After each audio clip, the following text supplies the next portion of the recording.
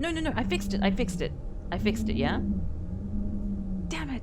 I had such a good intro, and then the intro was kind of... one day I'll get the hang of this Twitch thing, and we'll be able to, you know, play a game with a minimum of technical difficulties.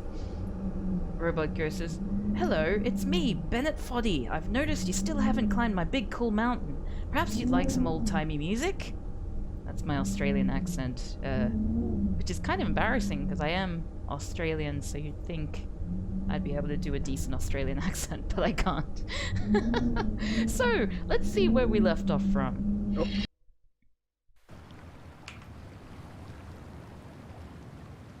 So, as it turns out, we left off from the beginning. Oh wait, why can't you see the... Oh, yes you can. You can see the screen now. Okay, so I've been told that an important skill in this game is that. So I'm gonna master... Oh shit, this is not going well. I'm gonna master this skill. The big push-off.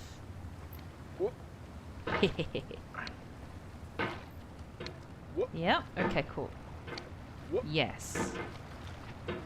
And now I push! Yes. Just like having a baby.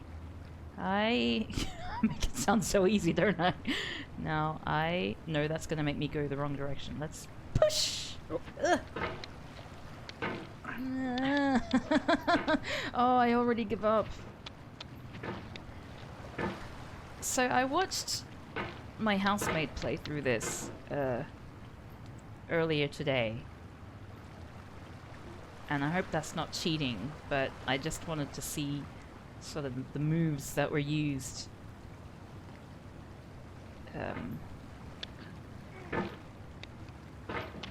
You may notice that my hair is very wet right now. I promise you it's 100% natural hair grease.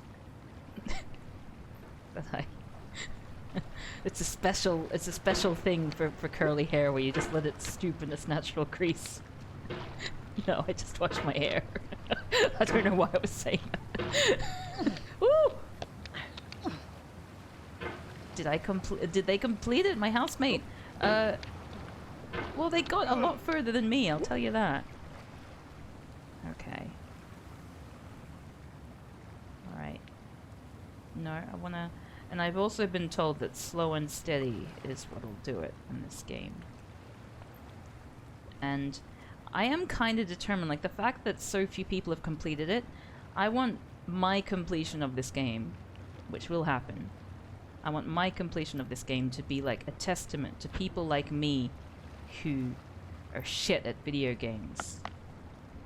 You know? You see, it's getting a little bit easier every time. I feel like I just need to... I want to, you know, inspire people. Oh! Oh! Okay, and I can pogo up here. I can pogo up it. Oh no. Oh no, he says. Oh!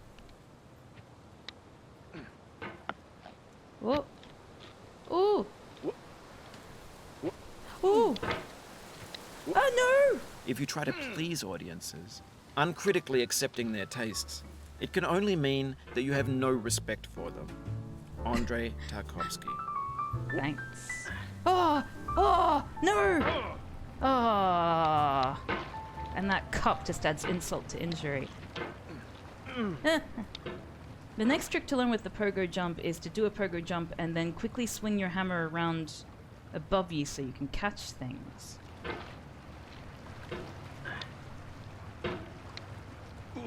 That was so sad. I know. It's okay. No, I've done more sad. Whoa.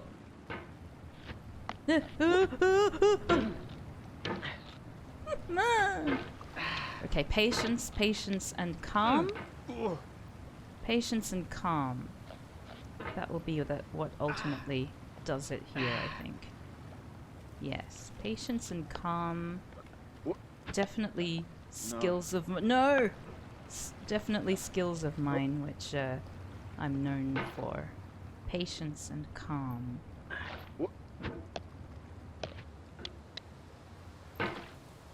Yeah! Yes!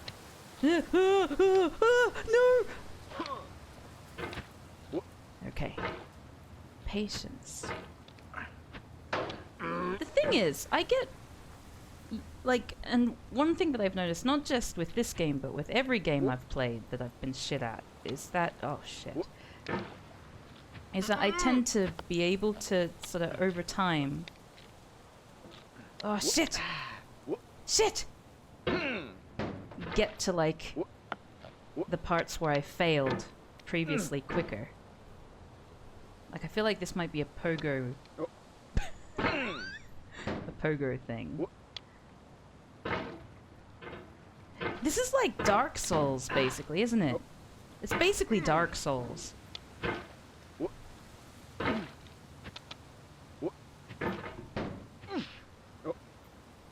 Maybe this can be my preparation for Sekiro. No.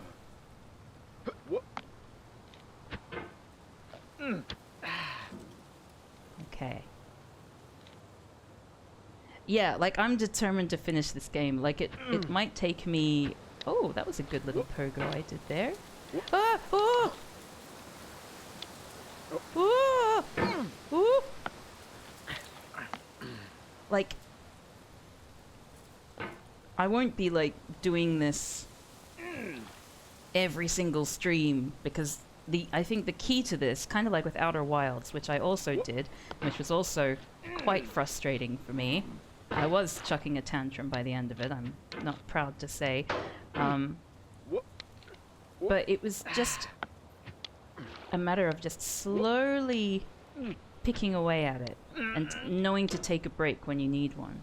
So I think that's going to be the strategy. Don't hate the player, hate the game. Iced tea. Iced tea. That's funny. So I am gonna finish this game, and I'm making that. I'm saying it here, live on the Cookout. One day, it won't be. It definitely won't be today. It probably won't be tomorrow. It probably won't be any time this year. But oh, thank you for following. Burn and Blood in Space. Thank you. Oh, oh. Eventually. Maybe a decade from now, you mark my words. I'll be right here. Probably not in the Cookout. They'll probably have fired me as an ambassador for my incompetence. When to the sessions of sweet silent like, thought, I summon up do it. remembrance of things past. And I'm I saying sigh that the now. lack of many a thing I saw, and with old woes new, wail my dear time's waste. William Shakespeare, Sonnet 30. Okay. And I just need to swing myself over quickly. Ow. Let's try this again. And whoop! There we go. You see? I'm learning strategies. So this one is like... Oh! Someone else followed! Diana Jack, thank you so much for following the Cookout! Every single time you've tried to pogo, you've gotten further up. Every time you start windmilling randomly, you fall. The key is asking Sean to do the final bit. Just like with Outer Wilds. Sean Louie, thanks for following! Oh, it's like all my lovely audience. From my regular channel. Oh, jeez! No! Well... You've come at a good time.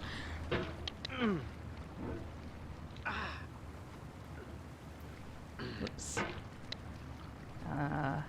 Yes, so for those of you who are new to the Cookout is a community of content creators and, well, predominantly streamers of color, which I'm very proud of, and very proud to be an ambassador of. I'm still quite new, but like they're doing some great stuff. They made a tweet today announcing that they're gonna be doing some kind of audience, or or something at like TwitchCon this year.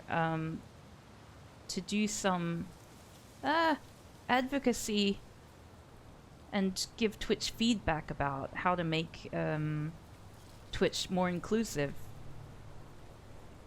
which is fantastic, you know? Doing the hard work so people can just enjoy playing video games without, you know, bullshit. Which would be great, you know, games without bullshit. A world without bullshit. No malarkey. Patience is the foundation of eternal peace. Make anger your enemy. Harm comes to those who know only victory and do not know defeat. Find fault with yourself and not with others. It's in falling short of your own goals that you'll surpass those who exceed theirs. What? No! Why did I do Tokugawa that? Ieyasu.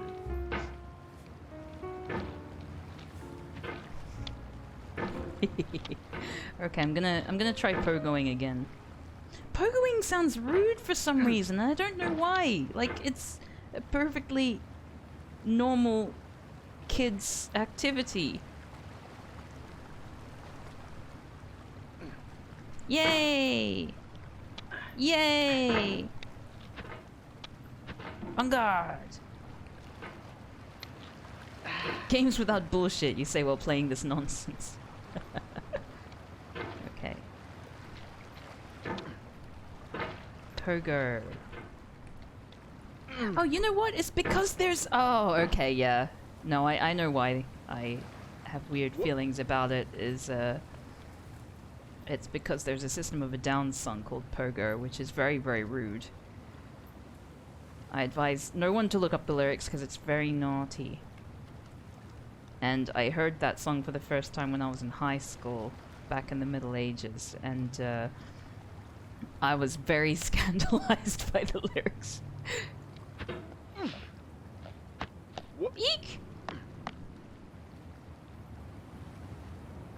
Oh, yes, the follow button still says Pikachulita, who was streaming before, I assume. I think maybe the mods are asleep. Oops. I didn't say that. The mods are very awake, so don't be rude. What's the... I'm gonna... Bless me, sorry, I wasn't able to warn you in time.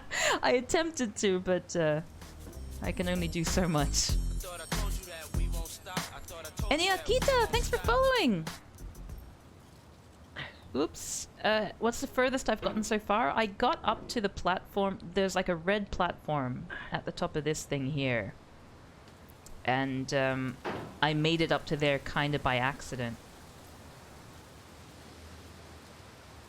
Oh. Okay, let's pogo this. Let's pogo it. No! Oh shit, that's not how you pogo. I pushed the thing in the wrong direction. Almost, but not quite to the stone chimney.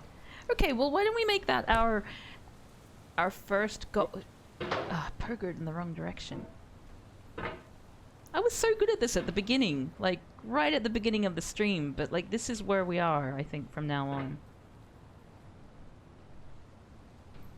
Hey! Hey!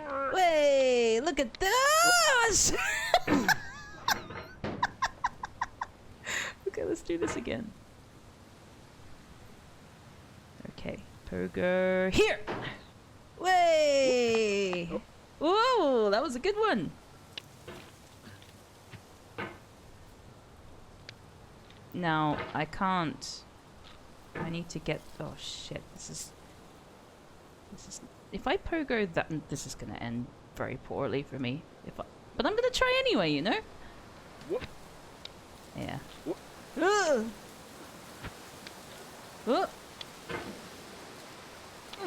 I wonder to what extent this... She smiled in defeat with unconquerable eyes. Atticus. I wonder to what extent is this avatar, like, if it looks like the game dev. I mean, probably not as muscly. Oh, no! You think ending poorly is the theme of the game? There's apparently an extreme pogo competitive scene called X Pogo. You thought this model is Putin? What? I guess Putin is meant to be very buff, right?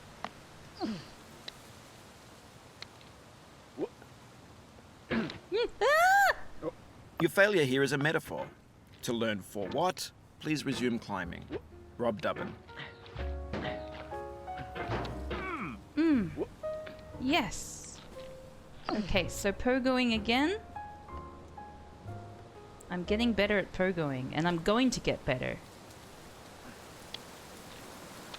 See, look at that. So it's... Oh! Ah, shit! Every damn time! Oh. Laugh and the world laughs with you. Weep and you weep alone. For the sad old earth must borrow its mirth, but has trouble enough of its own.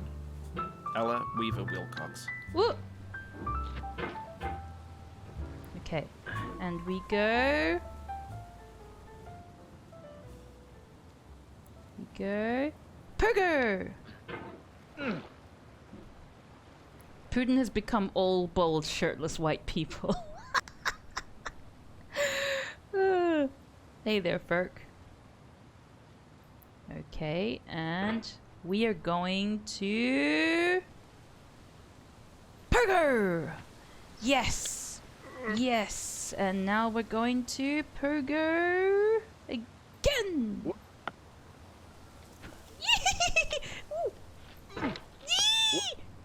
Better by far that you should forget and smile than you should remember and be sad. Oh god, I hate this game. Christina Rossetti.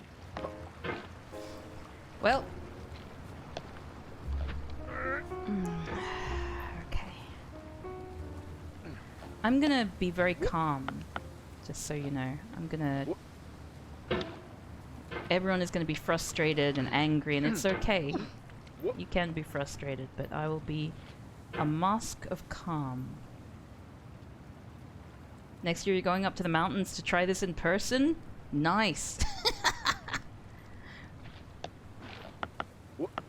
Don't forget your cauldron.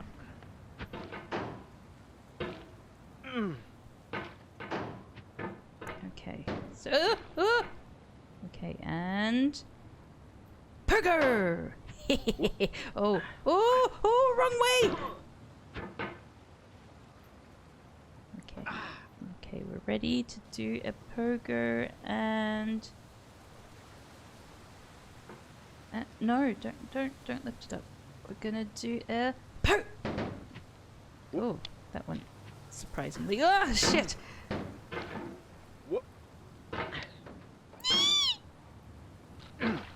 You notice it's getting easier to get back up to the place where I left off? I think that's gonna be the key to this. I'm gonna slowly, incrementally get better. Just do it. You do one successful pogo and then start spinning wildly. Just do a series of pogos. I beat it again earlier today, so I'm feeling smug, yeah. Sean, who is my housemate, came into my... I was trying to work on my latest Jim Carrey-thon video, and he just comes in, and he's like, I just beat getting over it again. Guess how long it took me? And I'm like, how long? And he said, 2.5 hours. And he just left. If I'm messing you up, you can mute me in the settings. No, I'm not gonna mute you.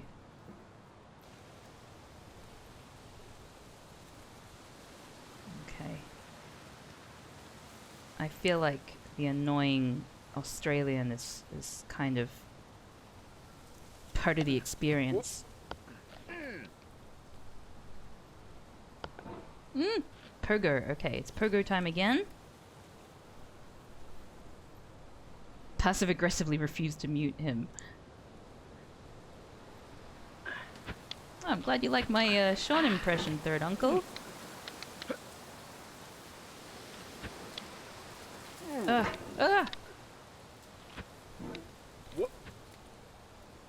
Have you noticed that my hair has just very slowly been taking over my face as I play, as I get more concentrating, and it just...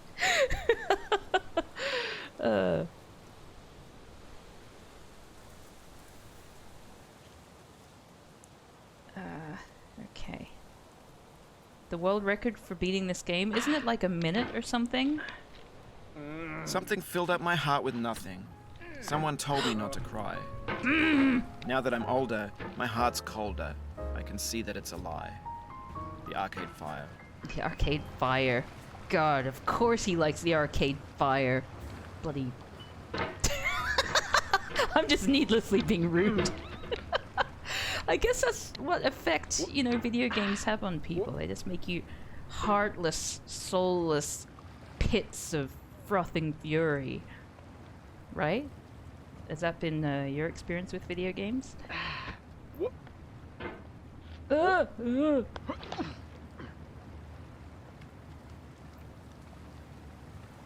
Pogo's Cav. I'm trying. I'm trying to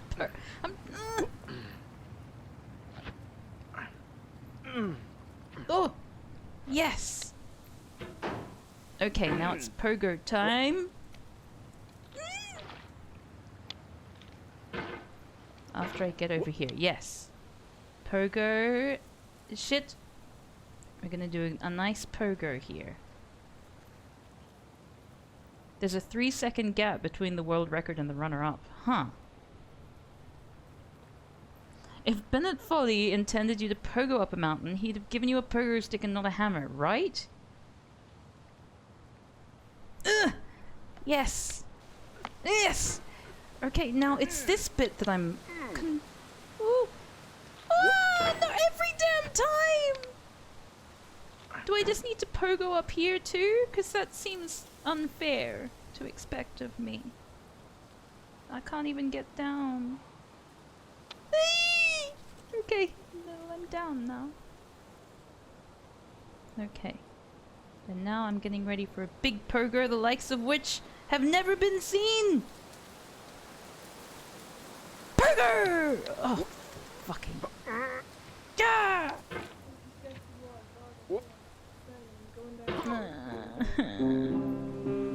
I'm going down the road feeling bad. God, this music. Feeling bad. I love it.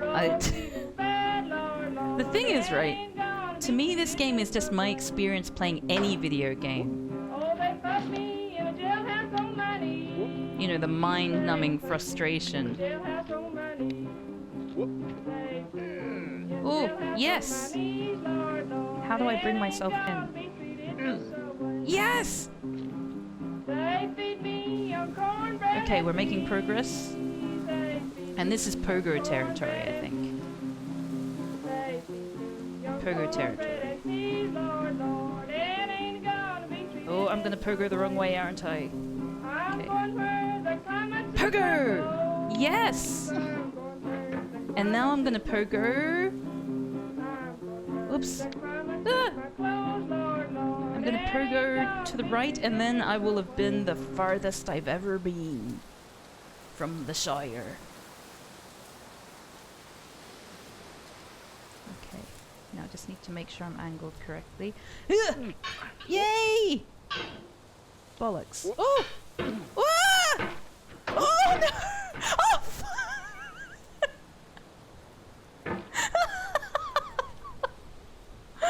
Well.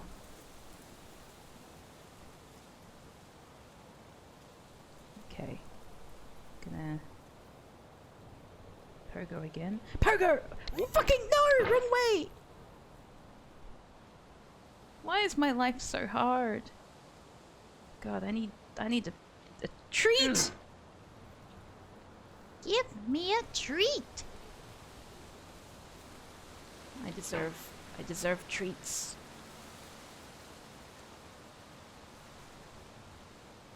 So the next thing you should work on is not flailing wildly when things don't go as planned. Yeah, that's probably a good strategy there. I'll keep that in consideration. Yay! And now we're ready for the next. Ooh, ooh, ooh. The next is down. What? No. Ooh, ooh. Shit. No. Okay, let's do this again. I'm calming down. Oh, that's not calm. What the? No! That's not what I... How do I... Okay, I'll bring myself a little bit closer. Oh! Oh! When you start falling, the trick seems to be to just stop moving. Flailing in a calm and measured manner. That's the key. If I pogo here, I'm gonna hit my head and then go off in some weird direction. So let's maneuver myself here. And then we will pogo! Oh! What if I like do that? Shit. Okay, let's pogo again. Cav is once again running into the problem of their own lack of deliberateness.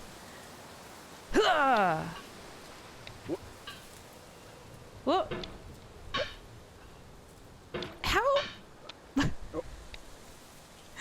Do I need to like pogo up from there more or something? I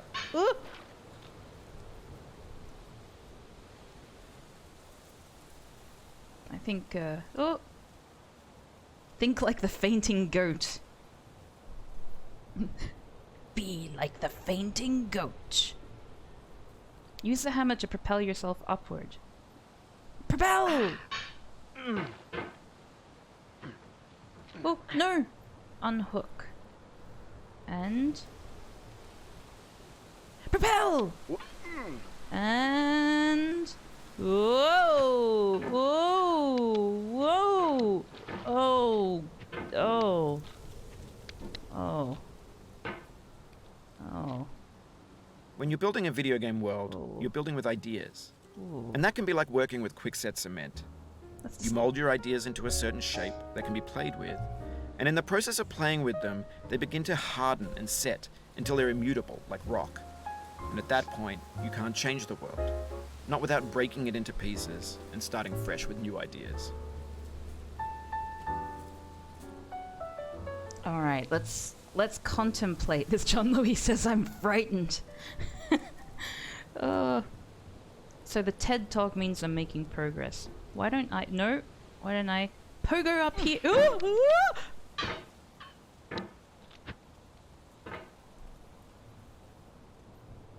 Pogo.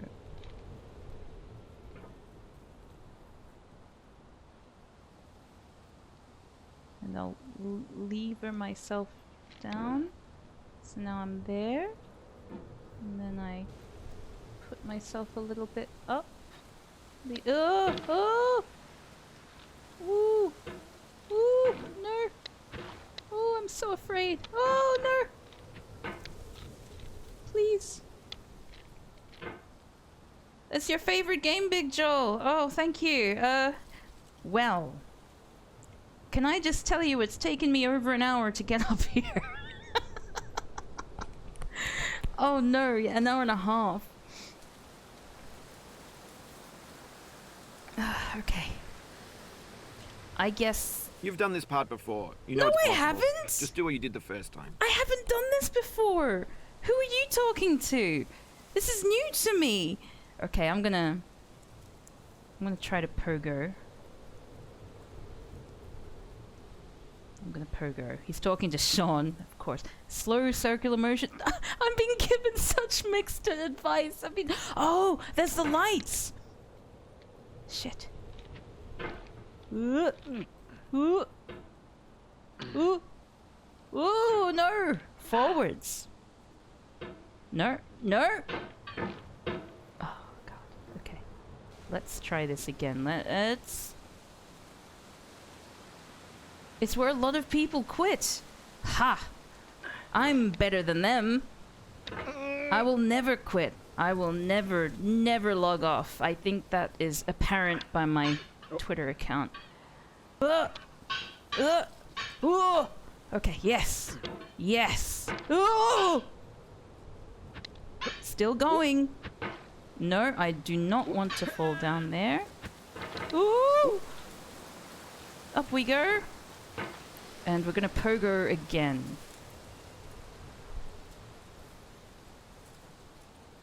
Okay, if I can get this down, I'm gonna... By the way, given that Normod has been able to change the follow Pikachulita thing, please follow Pikachulita. It's not me, but like, I'm pretty sure I've tuned into one of Pikachulita's streams before, and it's pretty cool. So just a shout out to my fellow streamer Pikachulita. I think she's better at games than me, so if you think I'm good, wait till you check out Pikachulita. Oh! Oh! And... Oh! Oh! Yes! Cav, you're not even that active a tweeter. You're pretty average, really. Really? I don't know. All I know is that every time I write a joke about white people on Twitter, I lose like 12 followers. So I mean, it feels like when I tweet, it feels like that it's, you know, a maelstrom of. Ooh, oh, that was clever. This game is more entertaining to watch than to play. Oh, well, I'm glad it's entertaining for you, because for me, I'm looking at it as a rite of passage. And I want to, as I mentioned earlier, I want to inspire gamers everywhere. You think you're not good enough. You think you're not like... But I don't know the names of the big streamers. You just think you're not Hanky Kong or the next big Firefox. But... no, it's fine, because it doesn't matter. You can still achieve your goals. Jimmy Squibbles is the most popular streamer. Ah, yes, I've heard of Jimmy Squibbles. A really popular Minesweeper player, I think, competitive Minesweeper. You should check him out on Twitch. Ugh. Ugh. Ugh. Ooh, what happened there?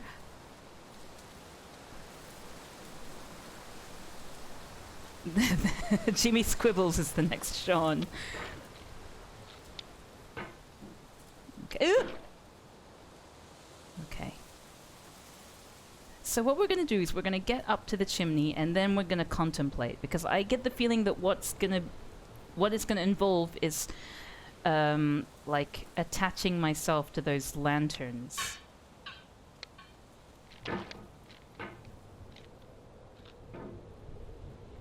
So I gotta somehow get high enough. Ooh! Hasn't Jimmy Squibbles been cancelled? Oh yeah, I think Jimmy Squibbles had like a heated gaming moment one time.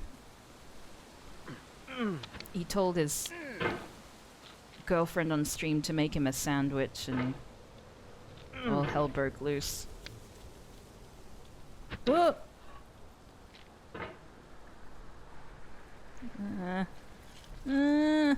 Okay, alright, yes! No, I feel like this rock is important in some way. So I want to get on it. By hook or by crook. I should probably just my way up. Oh, the sandwich is racist too, damn. But he posted a 3-hour apology video where he just kept repeating, "I'm sorry," and now we like him again. Yeah, I think, I mean, like, as I say, I don't really follow the big streamers, but I do remember, you know, sometimes when you're on Twitter, you hear all the drama, whether you like it or not, about all these uninteresting e-celebs. There's this guy called Sean as well. I don't know, what do you guys think of him? Like, what kind of a special name is that? Like, you've got someone like Jimmy Squibbles, and then you have Sean. And his catchphrase, like, I know, like, all the e-celebs need catchphrases, but like his is just like, "Howdy, folks. Ugh, good lord." I mean, What kind of a catchphrase is that? Oh, I'm gonna stop being mean to Sean now. He can't hear me. Oh, that seemed good. That seemed promising. Okay.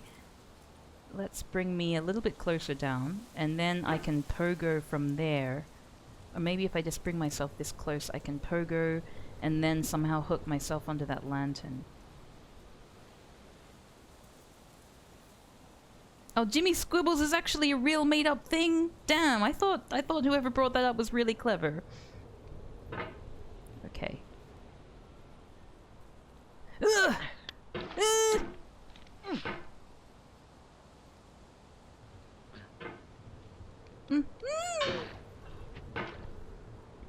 Okay, and... Oh. Cav, being mean to Sean is part of my brand? Oh dear, I hope not. I'm a reactionary. That's no good. I mean, I know it makes you money, but... You're allowed to be mean to your housemates. That's part of what being a housemate is. You can be mean to them. And it's okay, because in the end, you still somehow manage to live together! In the same house! Sharing the same kitchen! Even if they never wash the dishes. And... To be fair, being smug and condescending towards you is part of Sean's brand. Yeah, I guess it is. So I Ooh! Oh. So I guess this is where we're going to at least I hope the stream... Actually, no. I hope the stream will end up with me going further than this. But if it doesn't, you know, and I stay here, as long as I don't fall back down again, I think that would be... I mean, it would be frustrating, but I am calm. I'm calm, so even if I landed back down, I'd be disappointed, but I know that I've done it before, so I can do it again. Like, I mean, he was... What's his name? Timmy, or... Timmy Babbles? The guy who made the game. He was lying when he said that I'd come here before. I hadn't made it here before. But I do believe in that underlying philosophy that if you've done it before, you can get there again. That's helped me through a lot of hard times.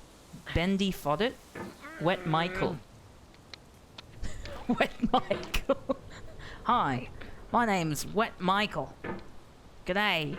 This is my game about a man in a cauldron. Of course, we have cauldrons in Australia too, but we call them Jimmy Whappers. This is awful. I'm such a bad Australian. Why am I making fun of my own people? Oh.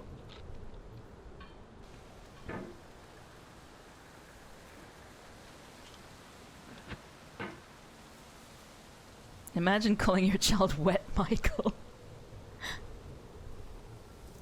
Now I don't... This is gonna be the hard thing, because I get the feeling it just needs to be a really big pogo. And that's gonna be what... And then I need to push my thing to the right so that it whaps over the lantern. And then once I'm there, I just need to not panic. Oh, I'm too far down. Let me get a little bit further to the right. Yes. Isn't that always what you end up doing? You just end up having to move a little further to the right to make concessions for people.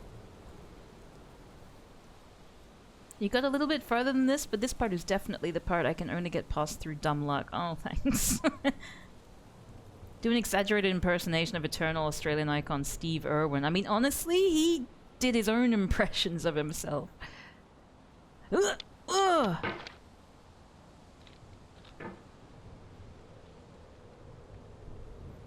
You know, as an Australian, I didn't know who Steve Irwin was until like a year before he died.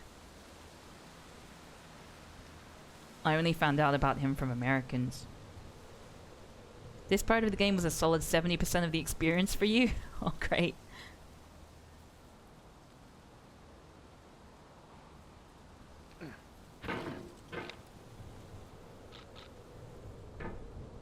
Ooh, this seems good. Oh, what if I pogo up here? Oh, that wasn't a pogo. Oh.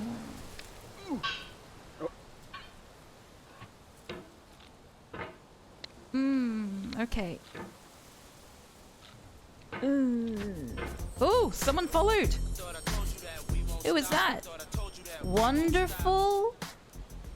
Wonderful Tim Wu. Thank you so much for following. Welcome to the cookout. Boom! Ooh, okay. All right. We got this. We do. Don't know how that happened. I wish I could watch like a slow-mo replay. Ooh! Yes! Now I need to save state. Ooh! Ooh! Ooh! Okay, well, I mean, that's progress, right? Now do it again.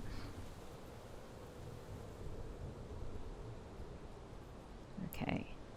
I've gotten really close to the webcam thing again. I'm not used to having this close up because I don't have this close up in my normal streams. Just my cookout streams, you just get to see a little extra of me. Oh! Okay, getting ready for the... Getting ready for the... Oh! I was just having a little lie down.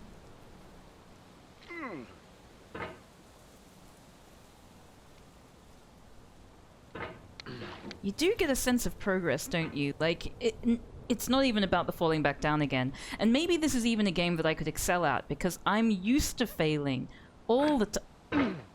Speaking of which... Oh! I'm used to failing just playing normal games, so it's like this frustration is just me playing any other game. But what's different about it is that, you know, the more times I fail and have to do it again and do it, the better I get at it.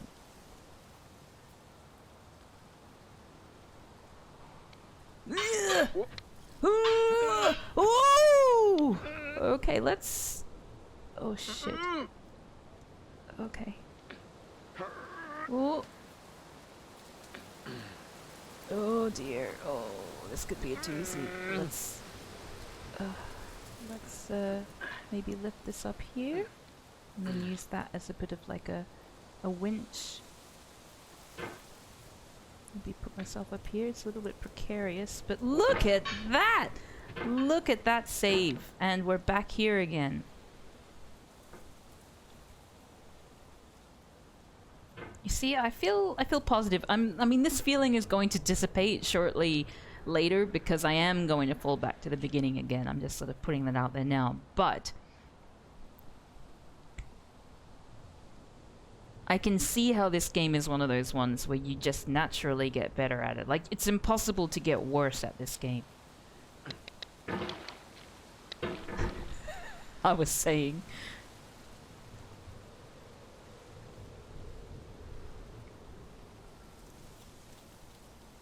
There's something to be said for games where the progress occurs in your mind rather than the game state. I agree. Okay. No! No!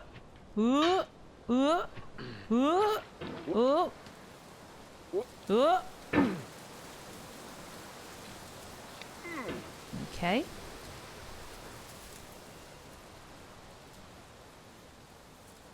So this might even just be the quintessential cav game, in a way, which is one reason why I'm so determined to one day finish it.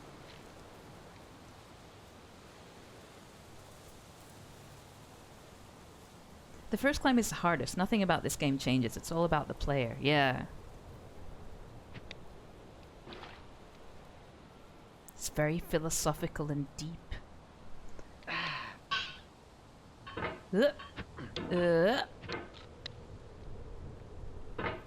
get this a little bit down. I'm a lot more calm than I was playing it for the first time the other day, I think.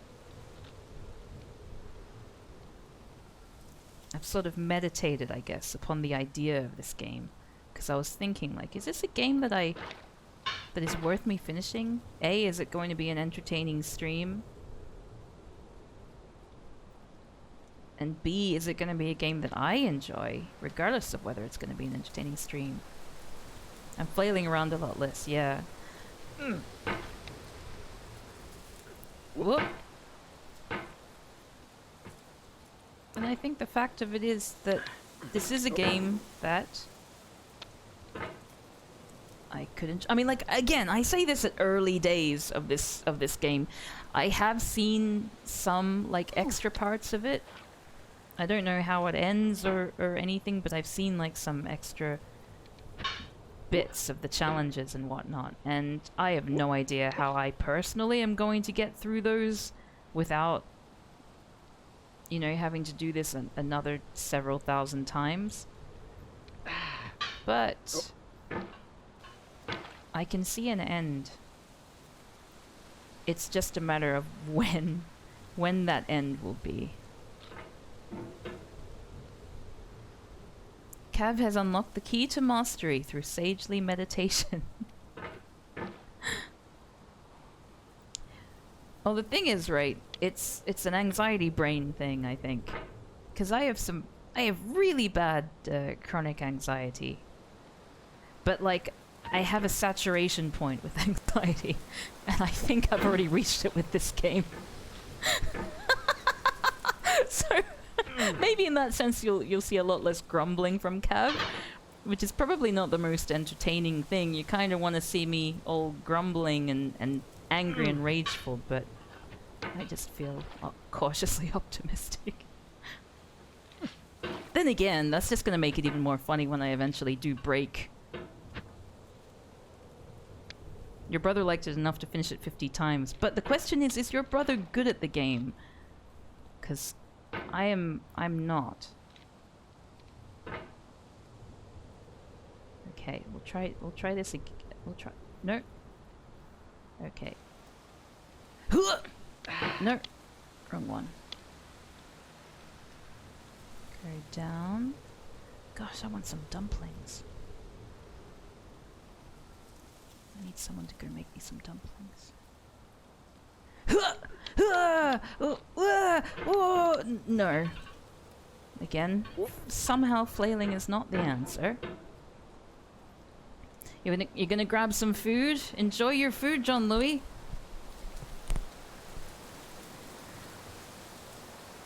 Tigrix says their brother became good at it. Whoop.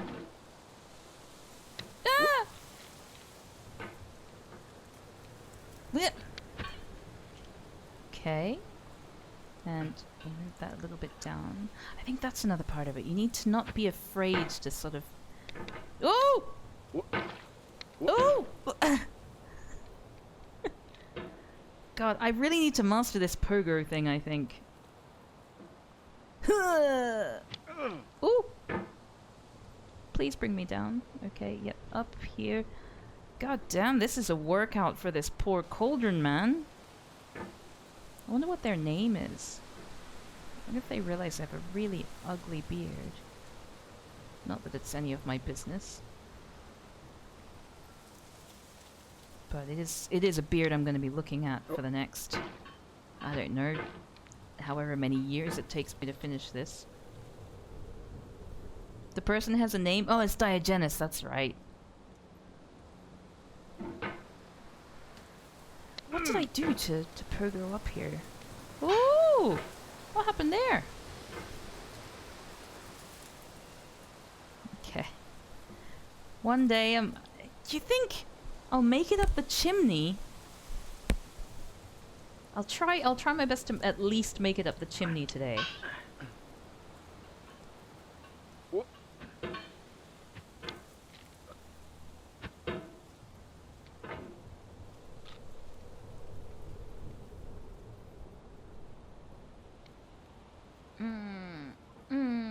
get me up, get me up, get me up.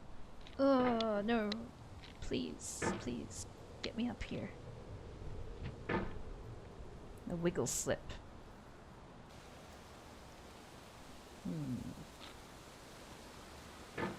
Whoop. What the heck is this game? Says Pop Muertos. Welcome! This is a game called Getting Over It, where you play a man in a cauldron who is aimlessly, well, presumably there's a reason that will become revealed later on through the narrative of the game, but he's basically just trying to make it up a really big hill while being in a cauldron and armed only with a hammer. You want to see Cav play a roguelike on stream? Oh, I really like, oh, what's it called? Dungeons of Dreadmore? I think is what it's called. Ooh! Ooh! Ooh! Ooh!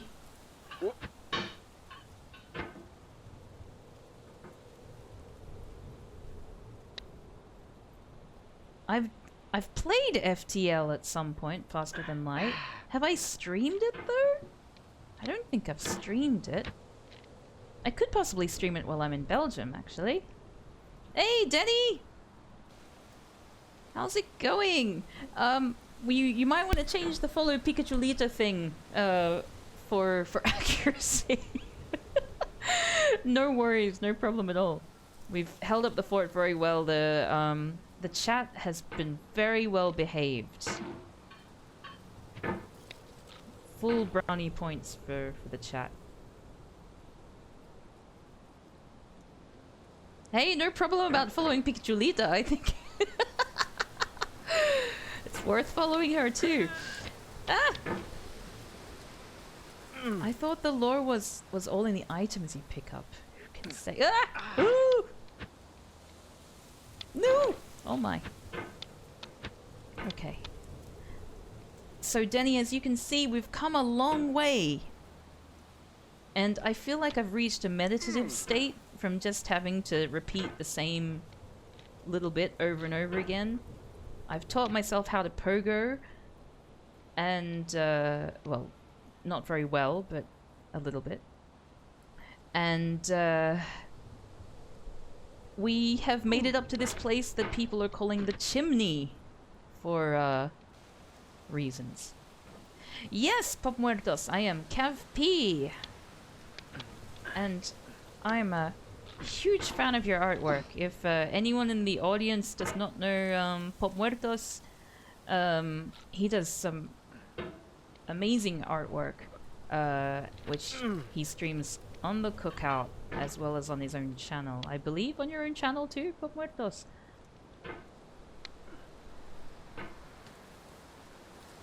Okay. I am... Ah! Ah! Okay, alright, alright. Yes! No! Okay, so I'm gonna be stuck on this for the rest of the stream, I think. Yeah, like, if anyone has a link, like, maybe even pops over to Pop Muertos' channel, I won't be going anywhere, don't worry. So if you want to go over, you can see some of the incredible artwork. Like, a lot of it seems to be done to the style that you would sort of, I guess, in your mind associate with, like, Dia de los Muertos, Day of the Dead. Ah! Iconography. Which is gorgeous. Ah! I mean, I'm sure it can wait until after my stream, but at the same time, like I say, I'm not going anywhere. I've been stuck on this for like half an hour now, and I can only go backwards, I think. I don't really see any end in sight. I don't see me making it up that chimney, unless by accident this time round. Having said that, like, I didn't think I'd be able to get past here last stream. And this is a common feature with my streams of being very bad at games, is that, like, one thing you can't say about me is that I'm not persistent. and stubborn, I guess, is another way of putting it. Except, again, as I keep bringing up the time I threw a tantrum while playing Outer Wilds. Ah!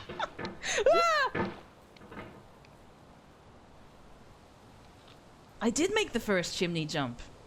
The rest of the chimney is just the same jump again. So probably by next stream I'll have mastered that, I figure. Like it's all baby steps.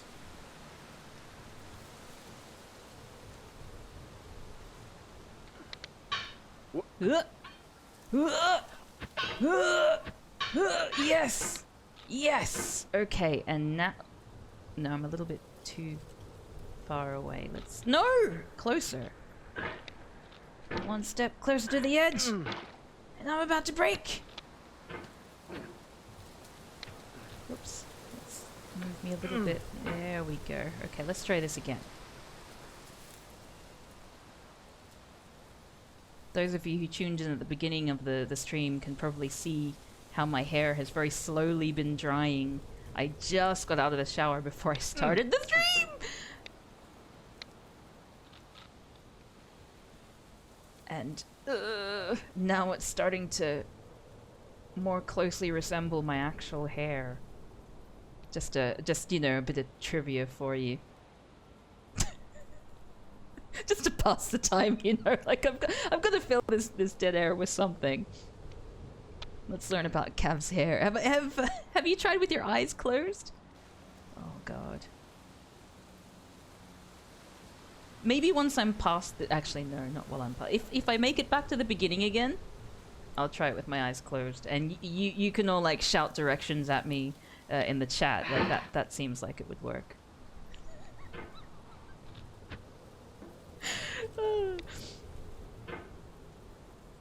Full Jedi mode, yes.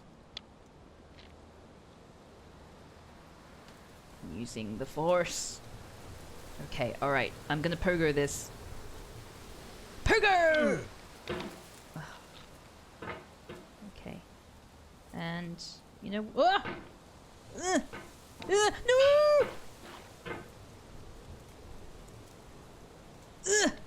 Yes! Okay. Pogo again. Pogo! It's kind of like a Dragon Ball Z move where you need... Oh, this is Moment of Truth. It's where you need to like say the move as you're doing it. So every time I do pogo, what actually helps the move and determines its success is how well I say pogo. He looks like he's trying to dab with the hammer but hesitates. I guess it's like, well, if no one's watching, I'm just gonna look silly. I mean, he doesn't look silly right now, wandering around in a cauldron. I'm assuming naked.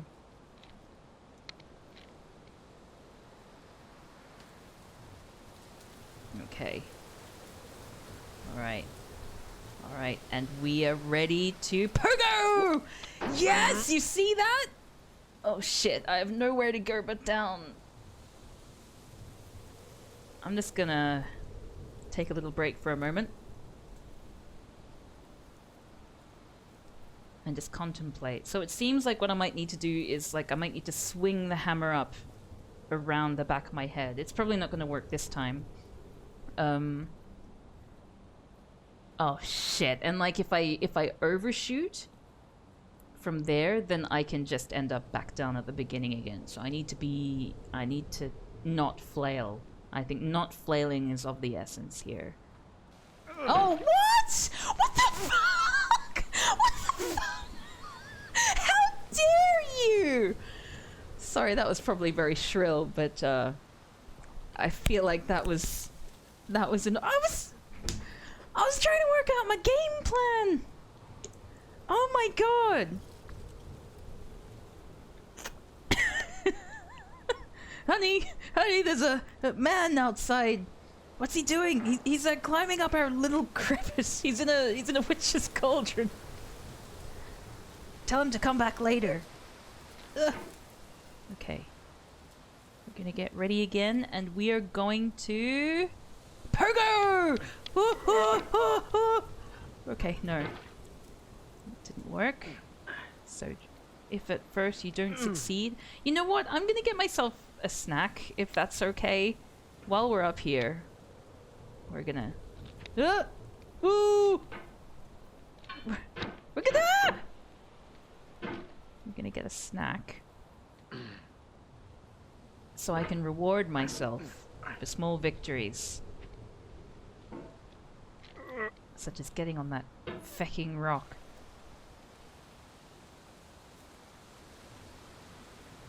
Okay. Okay, I'll try one more time to get up.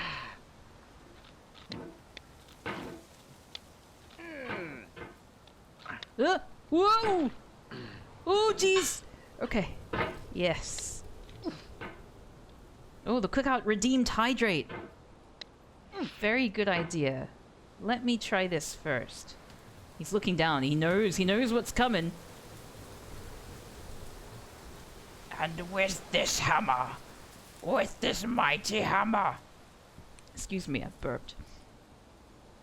Okay. Yes!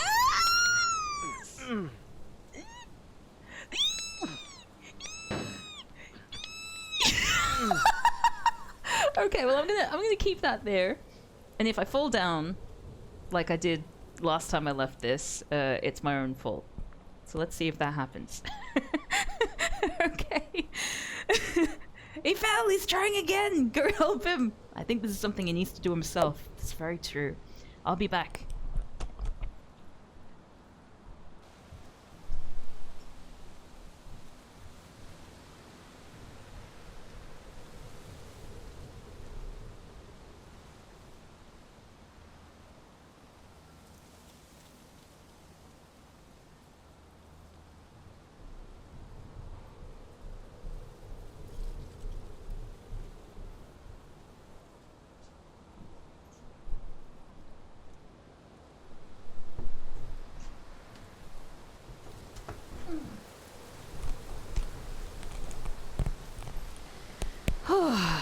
Okay, alright. Let me eat a biscuit, and then it'll be business as usual. Hope everyone... Oh, let's go back to me! Yay! Hello, everyone. How's everyone's day been? Good, I hope. I, have been working on my latest YouTube video, which is a retrospective review of Jim Carrey movies, which I'm doing because no one asked. And the one I'm working on right now is Batman Forever,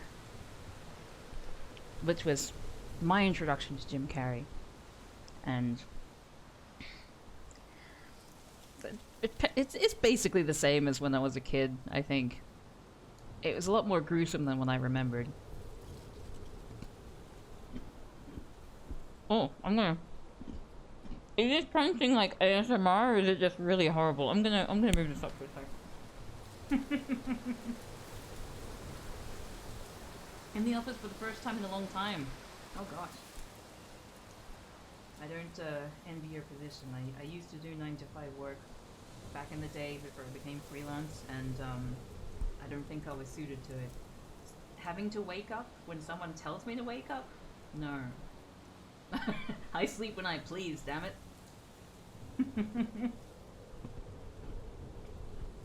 Hey, Newsy Red. Newsy Red is I may be pronouncing your name wrong. Please correct me if I have. Another artist on the Cookout who also has some gorgeous art. They do like emotes and stuff. I got well, I mean, some of you who follow my channel know I got this very talented designer Jack to do my emotes. But like, if I hadn't gone with Diana, I probably would have commissioned Newsy Red to do them, because like they're very, very well done. Really gorgeous line work. Oh, Bourbon Bickies, yes they are.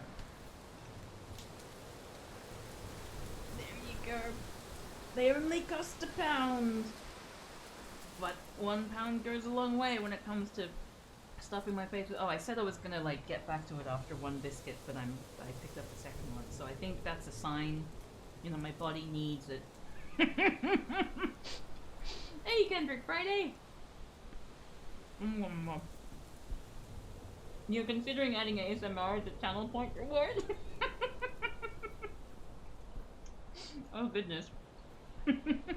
I provide that in all my streams. As well as, you know, shrill screams and cries and grunts of rage, so I think you get a good mix, like, you know, whatever sounds you're into. My drink is right here. Non-off-brand water.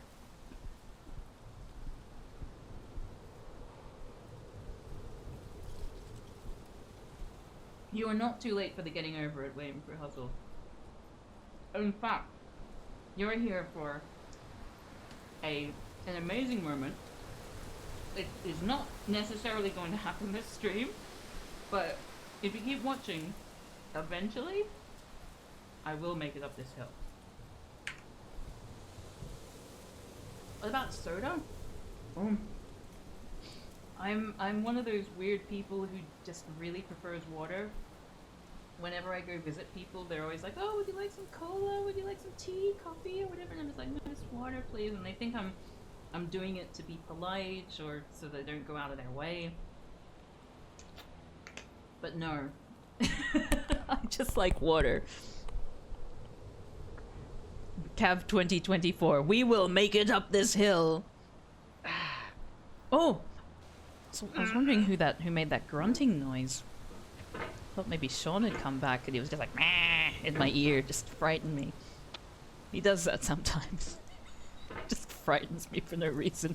He finds it funny. It's not very good. Terrible housemate. Ooh! First time! Oh shit! Well, there goes that fluke. I used that one up. Okay.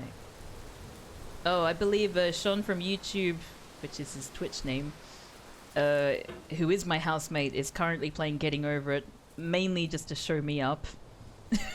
Because I'm struggling. He's like, I finished it today in 2.5 hours. I can do it again now on stream. Sean is live commentating on my stream, on his own stream right now. I'm gonna... maybe I can pretend that I'm doing something poorly. No, I can't pretend to do something poorly. That's just me doing it poorly. What can I do to mess with him? If he's commentating on my stream... Ah!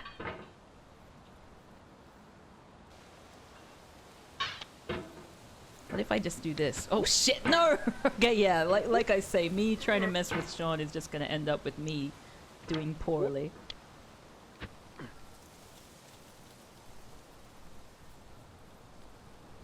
Okay. Alright, and we're gonna go around and around and around and I meant to do that. I'm showing off my athleticism. This game looks like a nightmare. Oh, believe me, it is a Sisyphean obstacle. But oh, I made a promise that I will finish this game. I'm gonna be one of, I think it's like 5% or like 1 in 20 people finish this game or something like that. And I'm gonna be one of those people, and I'm gonna get the feckin' mug. There's a store that apparently, if you finish the game, then you get a link to like a chat or a Discord or something, which is only available to people who have finished the game. And those people get a link to the gift store where you can pay further money to get like a I got over it whatever. And I'm gonna get something from there out of spite, which I'm sure is what everyone does out of spite. Remember, be as the fainting goat. Don't panic. Freeze. I think this doesn't take all the people into account who are self-aware enough to not start playing it. Yeah, probably true. Okay. Whoa, whoa. I feel good. Some people grow to love. I mean, like, I've already grown to love. Let's say appreciate the challenge, not love the challenge. But like I say, it does seem like a very quintessentially me game, which involves me suffering for a long time as I try to figure out how to play a game while simultaneously not reading the instructions that and on-screen prompts that tell me how to beat the game. And eventually beating it anyway, just despite everything. I played, what is it? Arkham Asylum? Last year was one of the first games that I streamed after starting to stream again. And I managed to get through the entire game without learning how to, what's it called? How to parry attacks? Like you're meant to, how to counter attacks. I just punched, like relentlessly, and eventually I beat the game. I died so many times. I didn't realize it was a game of stealth, so I was just going into it, trying to beat up all the baddies and wondering why I keep dying, because they keep shooting at me. Oh, that was fun. Whee! So in a way, this is a very me game. It's kind of like a Cav P gaming simulator, I think, where everyone gets the Cav P gaming experience, where you are essentially just trying to climb up a hill, armed with only a hammer while sitting in a cauldron. Like, that's basically what it's like to live in my world. Whoa.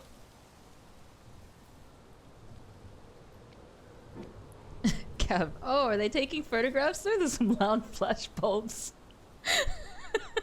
Yeah, like if you look at the clips on my channel, for Batman Arkham Asylum, it's ooh, ooh, ooh, ooh. That was close. It's very very amusing. Oh, wait.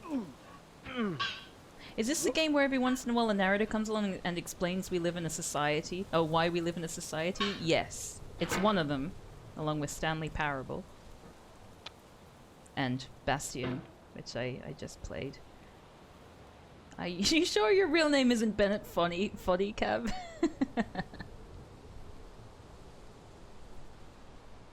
No, my name is, what was it? Wet Michael? The name that someone came up with before. Wet Michael. I don't know why that name is so funny to me. Wet Michael. Oh dear. Okay. Let's try this again. It's like we get a little bit further. I won't say every time, but like every so often we get a little bit further, and that makes all the difference to me. This is basically me playing Arkham Asylum again, without ever learning to counter. What, Michael is a porn alias? Oh, I see. Of yours, Tiggerix. Moist Michael. Ooh.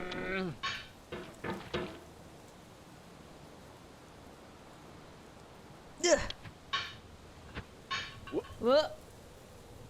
Oh. Oi! Hey! Whoop! We're gonna do this.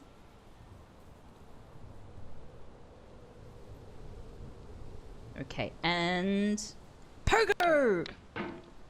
Okay, we'll do this again. Didn't work last time, but this time we'll be successful. Pogo! Shit. Ah! Okay, no, that did not go successfully at all.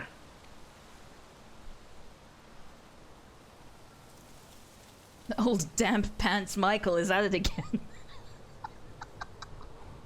Who is this wet Michael?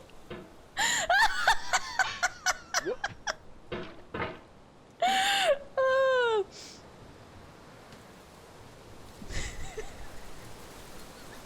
I feel shit, no! No! I stand amid the roar of a surf-tormented shore, and I hold within my hand grains of the golden sand. How few, yet how they creep through my fingers to the deep, while I weep, while I weep. Oh God, can I not grasp them with a tighter clasp? Can I not save one from the pitiless wave? Is all that we see or seem but a dream within a dream? Edgar Allan Poe. More like Edgar Allan No. Shut the fuck up. What? What? Can I see another's woe and not be in sorrow too? Can I see another's grief and not seek for kind relief? William Blake. I am almost at the beginning again.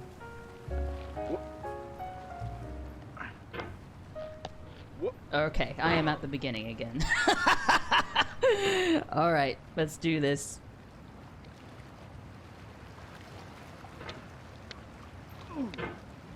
Cosine? William Fruhustle redeemed cosine? Daps? I'm gonna assume that's dab, which I'm gonna do. Which you probably can't see because it's very close. The camera. Okay. Let me go round! Yes! Okay. So this bit has become relatively easy for me to progress in. This game needs that mechanic from Prince of Persia: Sands of Time. You know the one. I actually don't. I found some of the early Prince of Persia games really sexist. So like as a child, yes, I'm serious. As a child, I was like, no, I don't want to play them. They're sexist.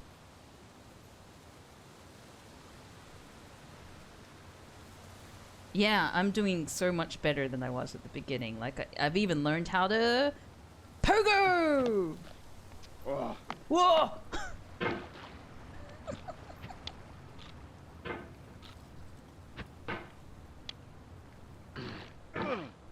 Whoop. Whoop. Why did I do that?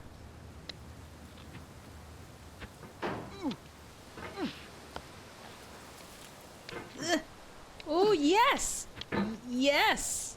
Yes! Okay, now that we're back here, we're gonna get back up to the chimney quite easily.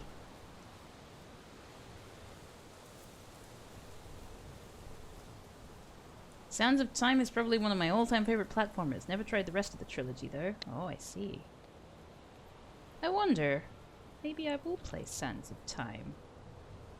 Now that I'm an adult and discerning, and I do definitely find that streaming games is like even games that have objectionable content, it makes me feel better about the fact that they're objectionable because everyone, like, well, because I have a good audience, we all end up just having a fun time making fun of how boring they are.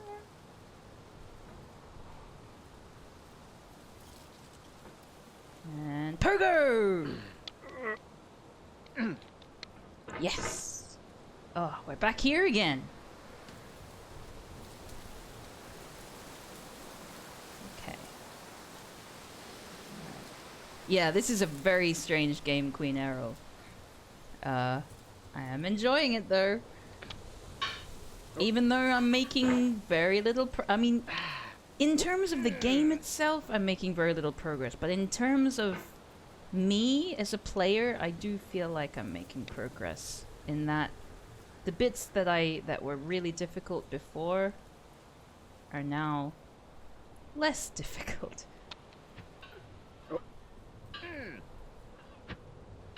And I can get, you know, like if I were to fall down to the beginning again, like then, almost, I can get back up to here a lot easier. Okay, so now it's pogo time again. Oh, redeemed hydrate. Take the lid off my thing.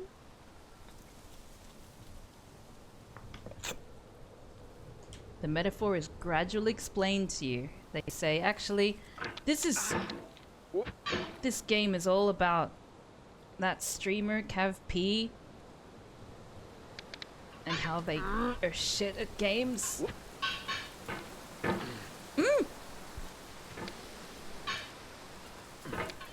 But this is great. It will take me probably another stream to get up here, but like I'm cool with that as long as you're cool with watching. I'd like to do all this on stream so that way one day I can look back and be like, oh gosh, I can't believe I was so bad at this game. It'd be nice to have a record. The original Prince of Persia is about a woman spurning the romantic advances of a wizard who then threatens to kill her within the hour. Well, excuse me, while the prince in his pajamas clambers through a dungeon trying to get to her. Hiccup. Okay, let's get ready to do this again. We're going to... Pogo! Oh, fuck. We're going to... Pogo! Oh! Let's try this again. 3 streams is pretty solid for this, to your credit. Yeah? Coincidentally, the plot of Prince of Persia is also the plot of Getting Over It, but you forgot your pajamas. All you've got is this cauldron. Oh! Ooh! I felt like that one was closer.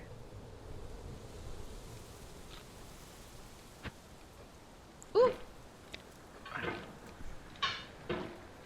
It's all about getting that perfect angle. The wizard curses you with steel butt.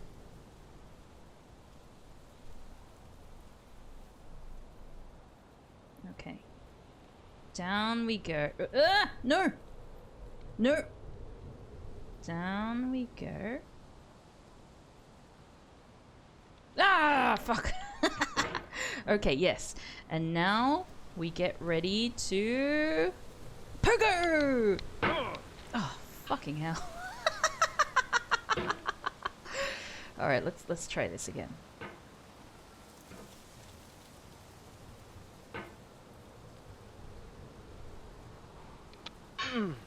Yeah? No. Down we go. And we... Pogo! Woo! Don't know how that happened. I bet Sean is watching this on his channel while he's streaming and just gloating at me. I've almost finished the game now.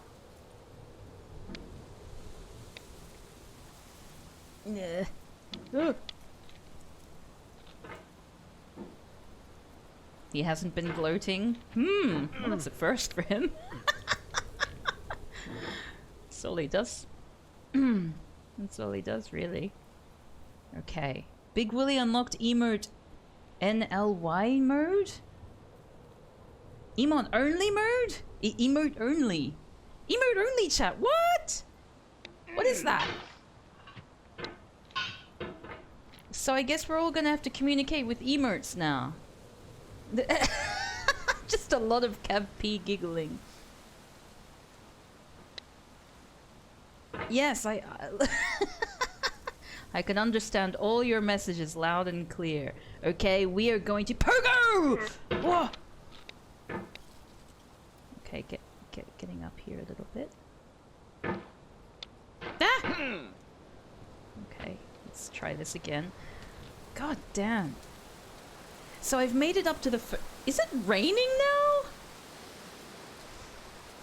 Just taking the piss now by having actual weather. So rude. Like it's nighttime now, I think. Insult to injury. Okay. Yes! Okay, and now we Now we... Whoop! Now we... Oh, god damn! God damn! God damn! God! Okay, yes. Now we... Pogo! Yes! Oh, fuck. Ugh.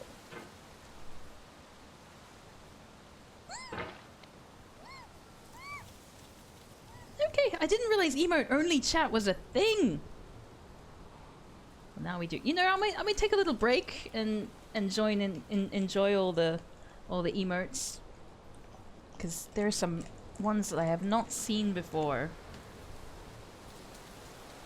I can't believe there's weather and like night and day in this. That's that's so mean. Yeah, Storm has come along because we've just been waiting for you and we've run out of assets to show off.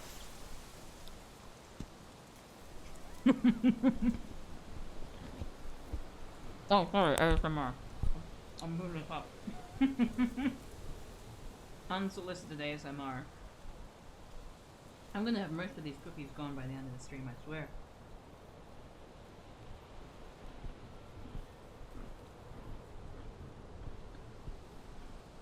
I'll tell you what. I'm going to continue. Oh my god, Big Willie is the muscle man smiling humor was very, very good. Oh, what? We've got more about. Oh, it's a redeemable thing. I get it. Anyway, we'll do this until past, and then for my last hour or so, I should probably wait until I can talk, but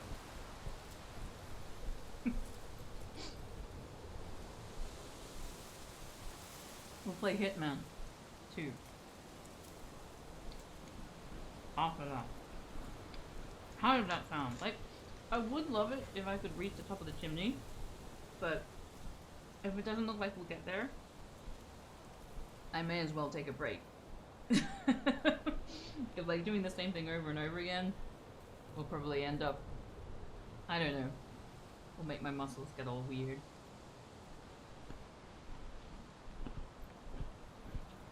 At least, that's what I learned from Outer Wilds.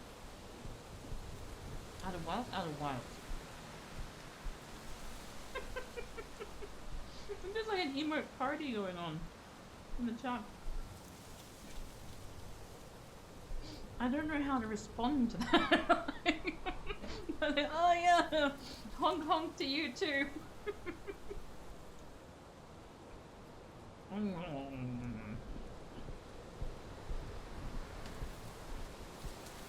I'll be honest, like, I promise. Getting there. Let me try to interact with it. So, Big Williisms, you like money, huh? That explains why you sent an emote of a. Is that like an Inside Out Homer Simpson? No, it looks like a character from that Punch-Out game. That old like Nintendo or Sega boxing game with all the really weird racist caricatures. But holding money. Oh, num num num. That is actually very, very relevant to the activity that's going on right now. Me eating. So happy to have you all here. By the way, all gathered around watching me eat a cookie.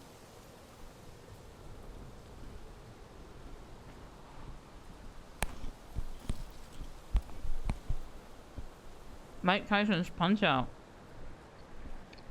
Oh.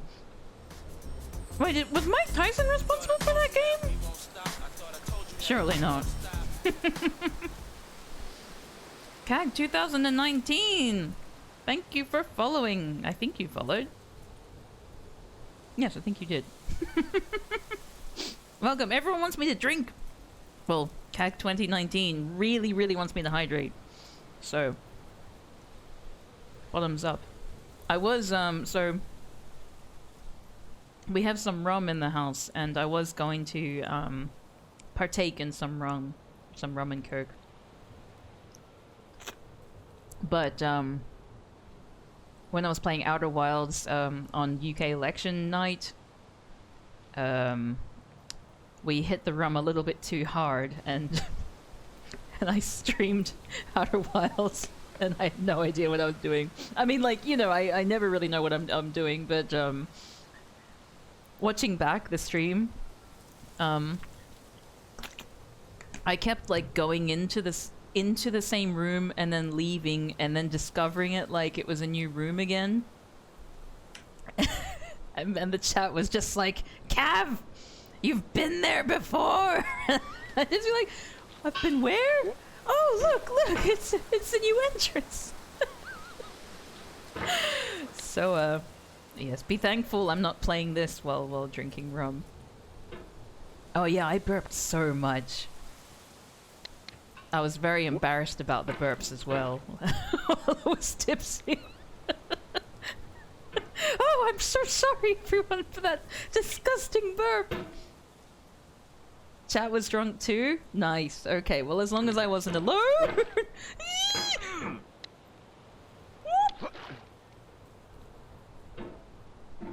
Okay. I am indeed still getting over it. I did make it up to the chimney. I don't know if you saw me get up to the chimney, Health Chef, but I was halfway there. I was living on a prayer, and then I fell down again.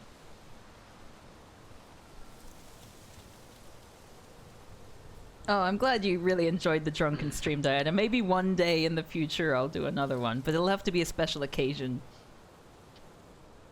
Maybe the US election. That seems like a time when, if you are that way inclined, you should be allowed to partake in a little drinky.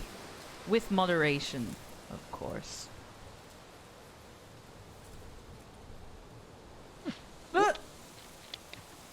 You're definitely drinking during election night? Yeah, I mean, like, it helps to ease the pain. I feel like when it comes down to it, like, most of the time, you're going for, like, you're trying to vote for the lesser evil. But one thing that I don't really understand about a lot of Western elections is just the fact that voting isn't compulsory. And that seems weird to me. Like, I've heard, particularly Americans, I mean, Australia, a bit of context, in Australia it's mandatory to vote. And I've spoken to a lot of Americans who have been like, but that's, you know, that's undemocratic. You can't force everyone to vote. The whole point is that they have the right to choose. But at least in my experience, or from what I've seen, it just really seems like... I once did a drunk stream on some random afternoon. It was one of the first streams you watched. Oh, that's right. I did Saints Row the Third while drinking. That was that was a fun night. Ooh.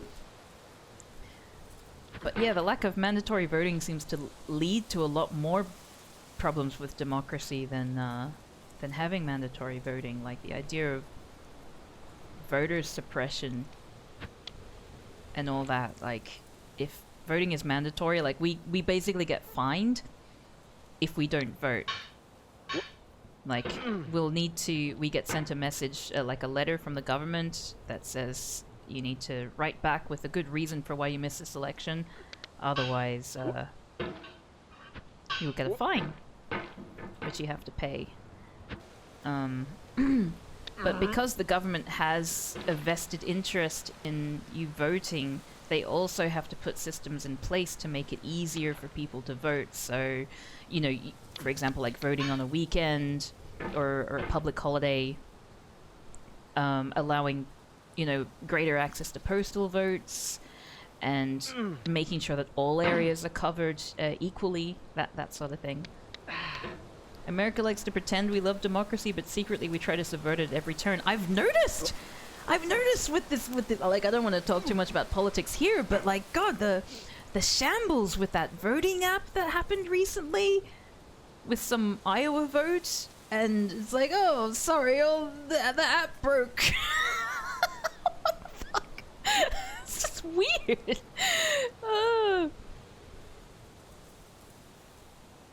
Oh, I definitely don't think that Australian elections produce better governments than those of elsewhere, but I will say that that's probably more to do with the fact that Australians aren't very nice people.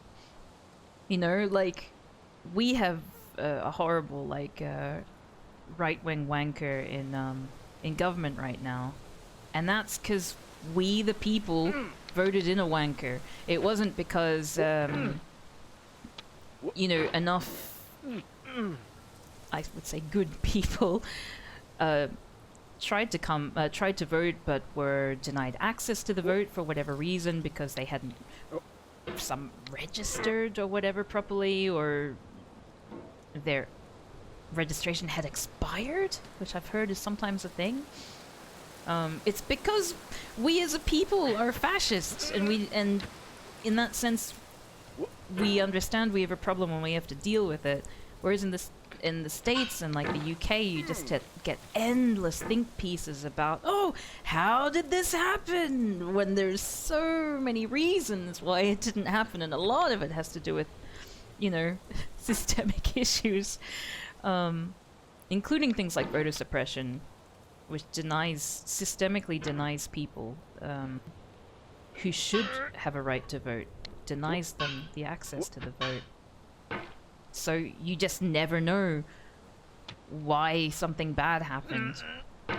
It wasn't the will of the people necessarily. Like Brexit, I would argue, wasn't the will of the people. It wasn't the will of the majority of the people. It was just the will of the voting population. But the voting population was very small. Whereas in Australia, we're racist. So of course we elected a racist. You know what I mean?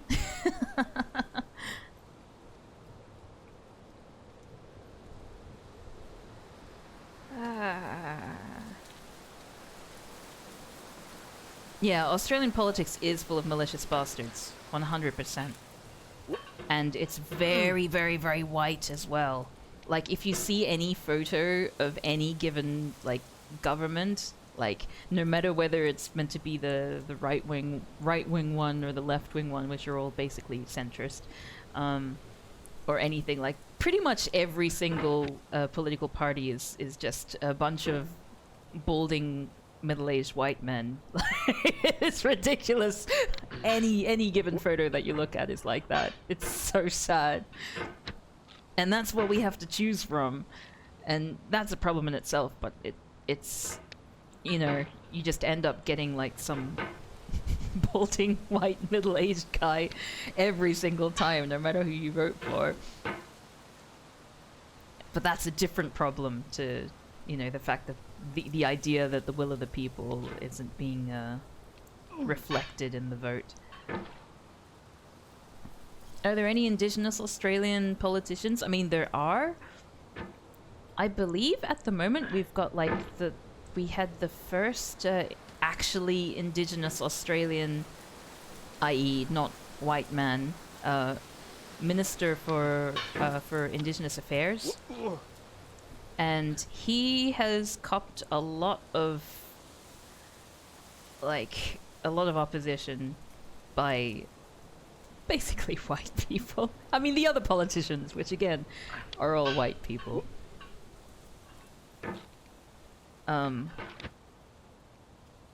Yeah, our former Prime Minister Tony Abbott, who I dislike very much, he made himself both the Minister for Indigenous Affairs and the Minister for Women.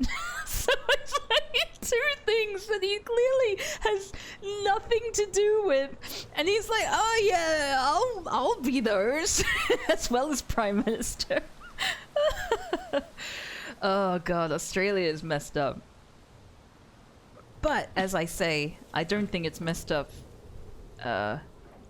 democratically in the same way that I knew that was In the end, we only regret the chances we didn't take. Lewis Carroll. Good timing, Brother Genesis.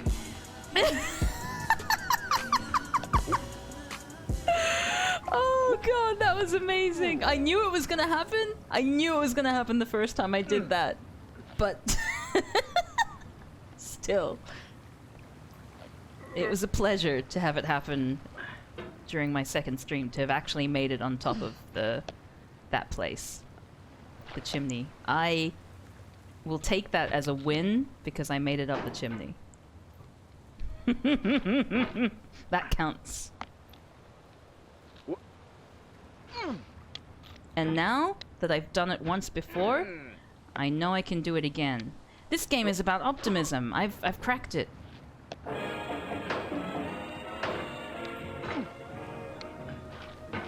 'Cause we got high hopes. We've got high hopes.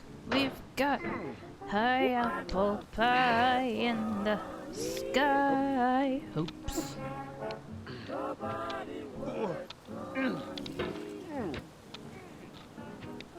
Good timing. Thank you for the clip, Big Willie isms. You see how much easier it is to get up to this point now? Isn't that incredible? Like, this game, it fills me full of joy. Just the fact that, I mean, you can see tangible improvement within yourself. And I'm just at this early point in the game, and I'm already getting that feeling. I think maybe it's meant to hit you a bit later, like you're meant to come to that realization sort of later on. After you... Because presumably you'll have gone much further than I have before you do your first really big fall. And then you're like, oh shit, I'm back at the bottom again. But then you come up really quickly, and you're like, oh wow, look at my progress. But I've been able to have this experience much earlier on. Ooh. Something, properly confront our colonialist history and make genuine amends and reparations. Mm-hmm. Getting mowed down by mobs and then you go back after beating half the game and you can kill them with your eyes closed. Exacto.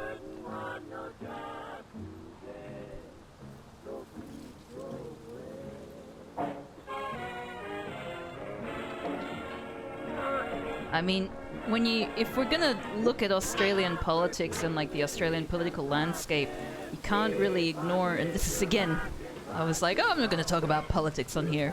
But you can't really ignore the fact that... Ooh. Ooh.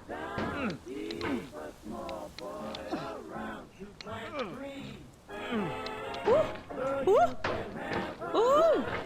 Nice. You can't really ignore the fact that up until like the 70s, Australia had this immigration policy in place called the White Australia policy, which was you can probably guess what the overall goal of the White Australia policy was in terms of immigration.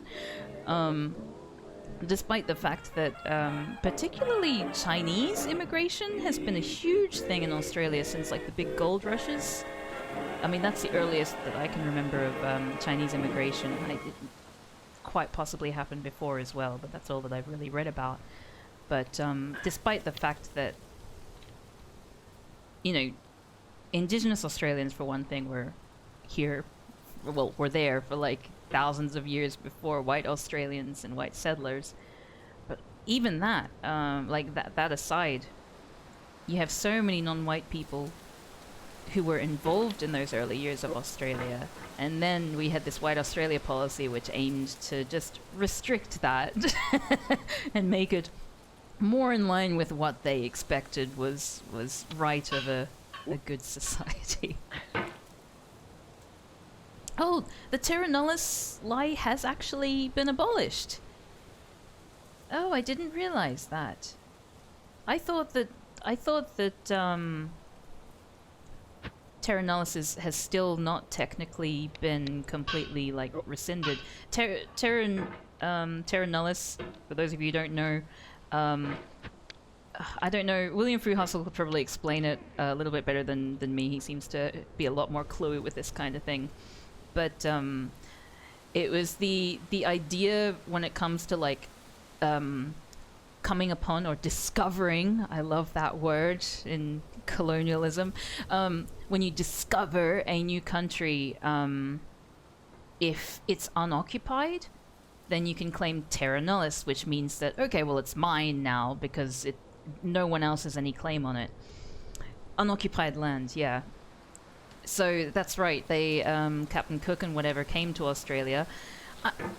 Very obviously there were people there, but they were like, terra nullis, I see no one here, it's ours. And that wasn't something that people dealt with. Like, so basically all the laws that we made about the country were all based on the laws that applied at the time for when it was unoccupied land. Which is messed up, right?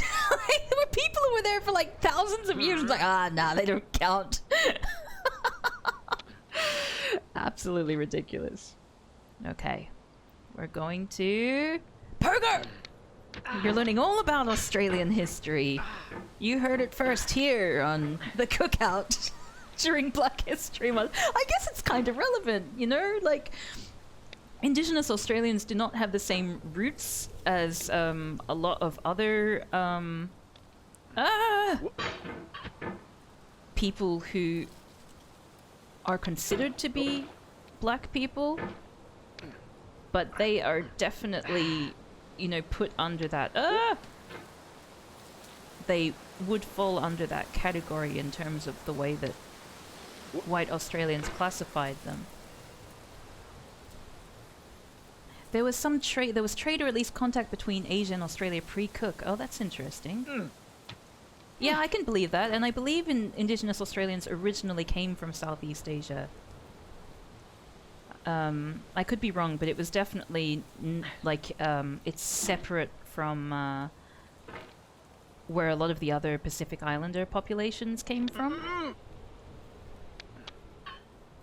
We really need to have an Indigenous Australian on the Cookout to clear this up. The thing is, though, because Australia is racist, a lot of like non-Indigenous Australians, such as myself, like you just have to look into it yourself. You know, like you get taught a little bit, and I think the Melbourne education system is decent. Like, I grew up in Melbourne. To a degree, there is an element of trying to acknowledge it through the English texts that we study and things like that, but it's all very cursory, and it mainly looks at, and this is just a usual thing when we're looking at histories of racism, colonialism, and whatnot, we only look at what happened in the past. There's not really much reckoning or exploration of what the situation is now, how people are continuing to suffer, continuing to be systemically discriminated against, that sort of thing. So if you actually want to find out how all of that works in practice, and you aren't a member of that population, the onus is basically on you to figure out, which I think is pretty sad. I think it's something that could very easily be incorporated as part of the curriculum. Like, another reason, like I mentioned last Cookout stream, that I really love Black History Month, because like these are stories that you just never hear about otherwise, unfortunately. But it's so good that there is, like, I mean, again, it should be part of the regular curriculum. It shouldn't be segregated as like, oh, this is your history, and then we'll be back to normal history. But like, it's a good first step, I think, compared with the lack of steps that have been done towards, like, for example, Indigenous history and whatnot in countries like Australia. Where we just don't engage with it on any sort of meaningful level beyond, oh yeah, there were some kids, we stole some people's kids a while back, but that's all in the past now. We don't do that anymore, therefore it's not a problem. Just get over it. Like this game. There was allegedly possible early Indonesian and Chinese contact in the land before the British and Dutch, but it was brief. Yeah, like China's history with Australia, I believe, is a lot deeper than what we pretend it is.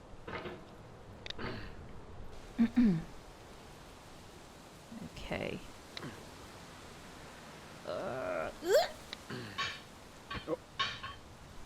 This is a fun chat. I'm glad we're having this conversation. Like, again, I feel quite underqualified to be talking about this sort of stuff, especially during the month of Black History Month, when there should be someone, again, an Indigenous Australian who actually has sort of lived experience with this sort of thing. But it does seem like something that particularly American audiences and non-Australian audiences know very little about, because, like, why would you learn anything about Australian history, let alone Indigenous history? So I think it's a very fascinating, albeit depressing topic. Not acknowledging the role of the past in the present sounds just like the Brits and Empire. 100%. One of the videos that I'm working on, which is going to be a long time coming because it just keeps getting bigger and bigger, is a video about the role of the museum in the decolonization process. Ooh, this might be a good one. Yes! Ooh, ooh.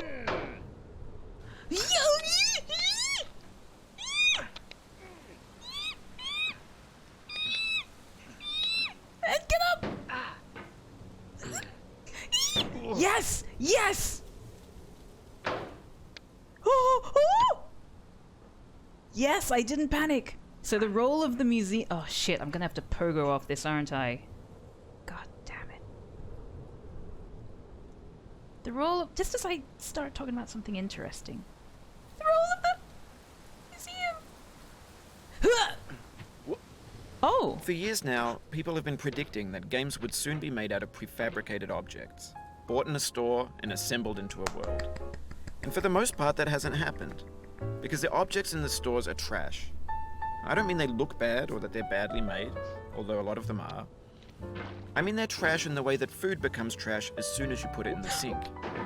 Things are made to be consumed and used in a certain context, and once the moment is gone, they transform into garbage.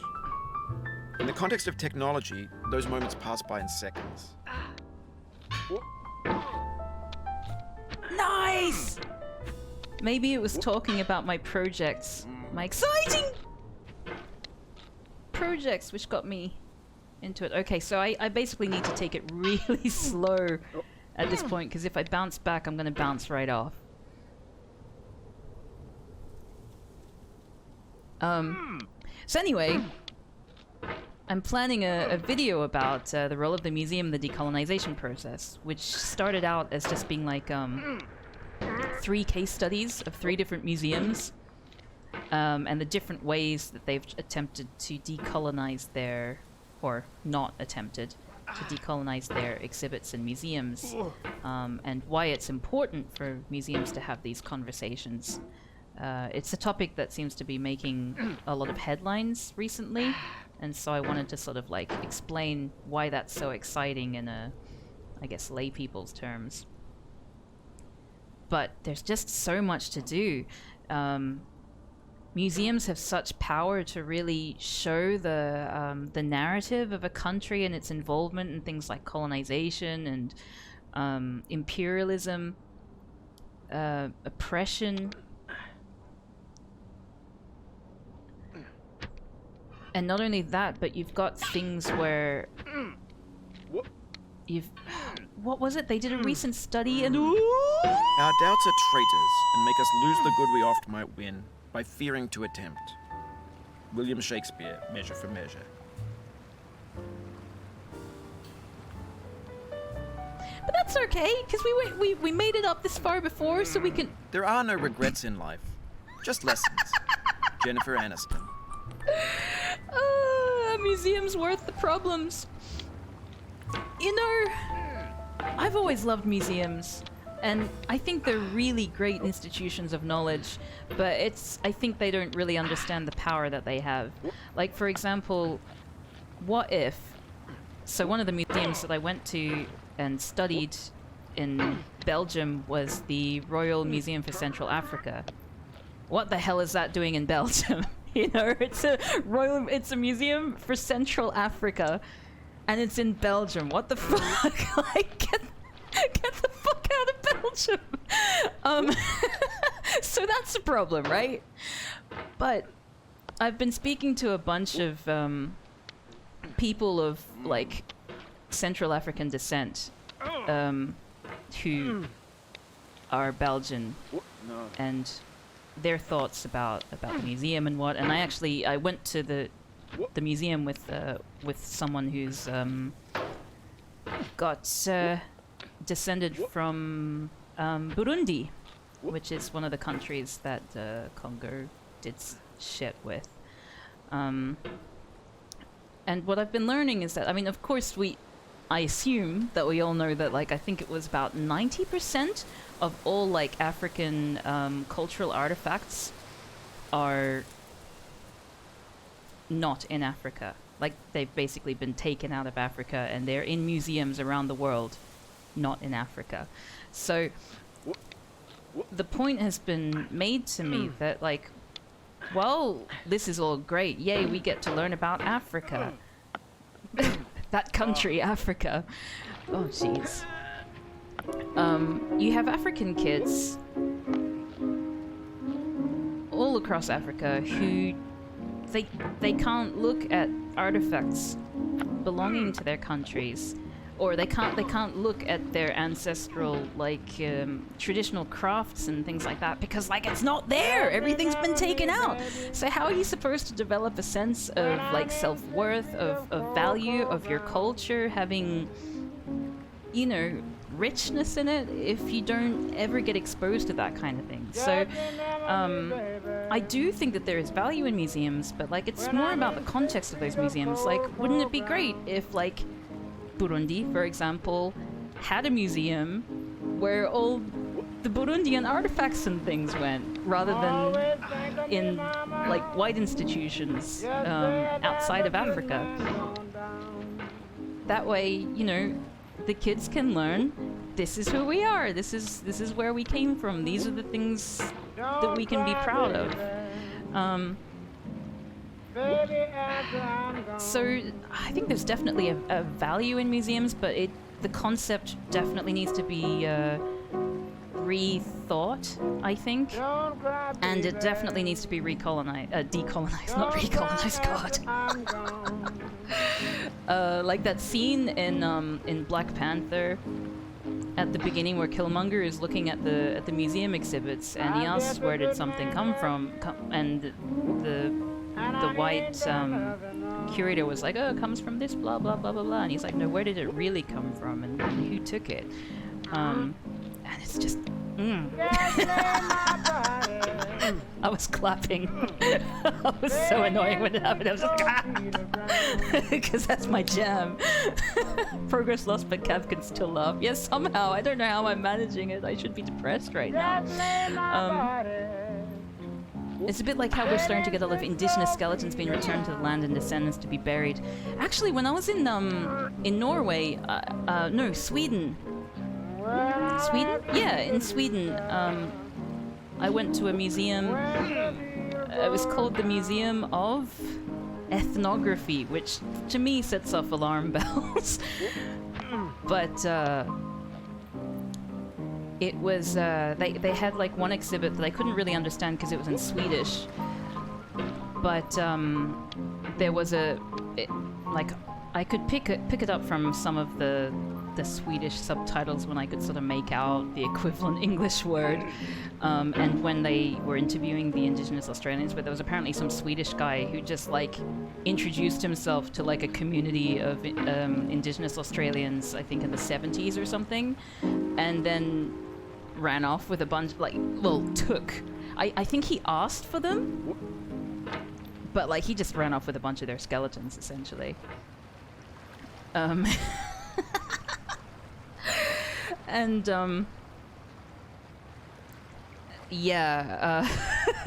so the interviews were basically like, oh, this guy, I don't know what's his name. Like the guy was the community member was really dismissive of him, like just came up and like asked for our skeletons, and we didn't want to say no to this white person because, like, I mean, you've seen what happened to white people, I mean to Indigenous Australians back then when they said no, right? So it's like these things were not taken without coercion. this is something we need to recognize, you know, when we're looking at these really fascinating specimens of skeletons and whatever. We're taking people's ancestors. And yeah, the paternalistic argument is definitely that those countries wouldn't know what to do with the artifacts. The British Museum, I believe, has also said that some of the countries are engaged in war and the artifacts must be protected at all costs. And I don't know, like, I went to the British Museum, which is probably one of the worst examples of, like, not decolonizing. And, oh, thank you for following! Solway5th! Welcome, welcome! And there were a bunch of exhibits where I'd be looking at these statues. Oh, Scratchly! Thank you so much! Thank you for following! So the artifacts, they looked real, but then you look at the caption and they say it's a replica of the original because the original was becoming damaged. And it just made me think, like, why don't you, if you like these exhibits so much, why don't you make all of them replicas and, like, return the originals back where they came from? Like, you're full of shit. Pain is an element Oh of my blank. God. It cannot recollect when it began, or if there were a day when it was Oh, not. It has dear. no future but itself. Its infinite realms contain its past, enlightened to perceive new periods of pain. Emily Dickinson. Yeah, shut up, Emily Dickinson. Sorry, Denny was asking, like, ages ago while I was still in a big rant about museums and colonization. Sorry, Denny. I think maybe it was an effort to, like, lighten the conversation a little bit. Please feel free to berate me in DMs afterwards if I went way too far with the politics. But, he was asking, did I watch any of the Oscars? And the answer to that is no. But, I've been basically following it on Twitter through other people's rage and joy. Well done to Parasite. Really happy, about that. I believe that, like, oh shit, I'm so bad with names. Monique Janae? Like, if I see the name, like, I'll recognize it, but, like, I cannot remember names at all. But, like, the opening song, done by, like, an amazing artist who's, like, basically the prince of our generation. Anyway, she did a song which sort of mentioned or referenced a bunch of the films that did not get nominated despite being excellent. Such as, oh god, Dolomite Is My Name? Yes. Oft Oh, expectation goodness. fails, and most oft where most it promises. Dolomite and Is My oft it Name hits was where hope is fantastic. coldest and despair And most Us? sits. William Janelle Shakespeare, Monáe? all's well that ends well.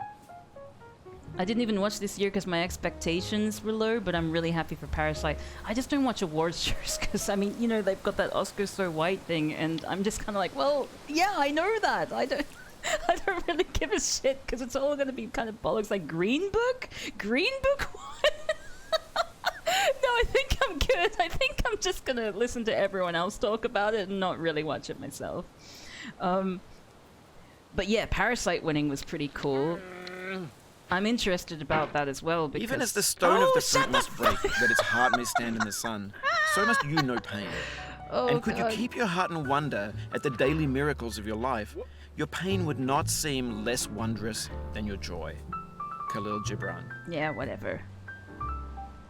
Green Book pissed you off so much. Yeah, I know, right? I made a video about 2 months ago, which is called The Importance of Contextualizing Racism, or Why Green Book Happened.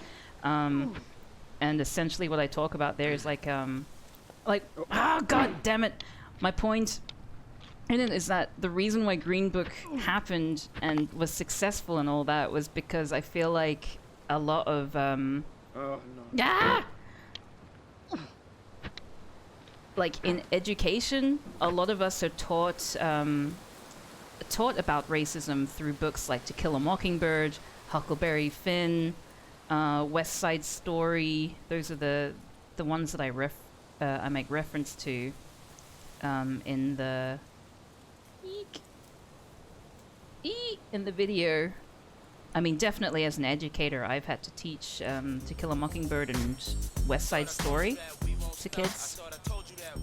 But and all of those texts were really good around the time that they came out in terms of like the people weren't as, I guess, woke, you would say, back then. Oh, everyone's following! Kalamalama 24 and Funtime Springer 1CZ. Nice. Well done. I mean, thank you. Wrong word. Well done. But like, we're learning about how racism should be dealt with through these old, antiquated books, texts, which, by modern standards, like To Kill a Mockingbird, great. Like, I'm sure it was really good at the time for helping white people sort of see why it's important for them to get involved in the struggle for for civil rights in the States. But like, it's not 1960 anymore. Like, we've evolved and we understand that now Atticus Finch is basically an archetypal white savior, but we're still we're not contextualizing that in the way that we educate kids about it. We're still saying, oh, isn't Atticus Finch this great hero? We're looking at it as if the book was just published. And so that's why Green Book happened, in my opinion. It's because, like, what's his name? The guy who directed Green Book and a bunch of Jim Carrey movies. Ugh. Peter Farrelly. God damn it! Ah! They're gonna start repeating the cues every so often. But like, he wanted to make To Kill a Mockingbird for the new generation. And he did. And he was successful at that, because it's white savior garbage that didn't even involve the family of the musician who the film is allegedly about. Like, what the fuck? You think his name is Johnny Greenbook? Oh dear. It says a lot as well that those same white people that adored To Kill a Mockingbird were so appalled at Ghost of the Watchmen, which showed an older Atticus that was heavily flawed and internalized a lot of the racism he supposedly opposed. Yeah, like they were scandalized by that. Fictional lawyer? What did he do? He's a racist? At my Atticus Finch? Who would have thought? Wet Michael Greenbook. Yeah, the press tour did make it worse. And I don't know, it's disappointing. But yeah, the video that I made was primarily targeting like educators. And I hope that educators will watch it. Like, my mother is an educator and she said she was gonna at least plug it to her school. And hopefully take it on board. Just the idea that there are so many better texts to look at about racism that are actually written by the people who racism affect, as opposed to like a bunch of white people saying, oh, I'm pretty sure this is what racism is like. It's awful, isn't it? But it's okay, because if you just make a brown friend, you can end racism.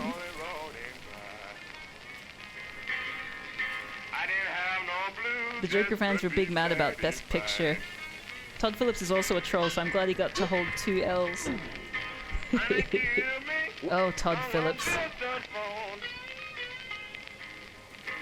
My favorite thing about Todd Phillips is how there was some criticism about Joker, and so he was like, yeah, no, there's no room for woke movies anymore. It's a bad concept. We should all just stop. It's like, no, you made a movie that that a lot of people thought was either mediocre or was unnecessary. And now you're like, no, the whole concept is flawed. Nothing to do with me. I'm a successful man. Screw you guys. I'm going home.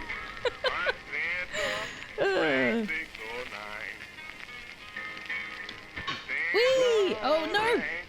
Although that's not really a big deal anymore! I'm glad I said that. Now this oh! Didn't even get all the way back to the start.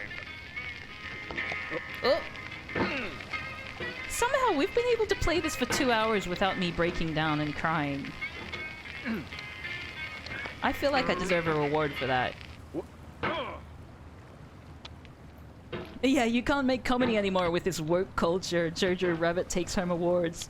Oh gosh, it's so silly. Like it's all about your approach, and like the fact that Taika Waititi was able to win an Oscar for that, despite the Oscars being the way they are. You know, like an indigenous Jew, making a film about Hitler as a comedy. Like, gosh, I love that man. And it's just things like that. I feel like a lot of times, if like, for example, like a cis white man isn't successful, it's just like, oh well, there's no hope for anyone else. But surprisingly, if you actually try, you can do a decent job. Like, it doesn't seem logical, right? The fact that trying can sometimes end up with a better result.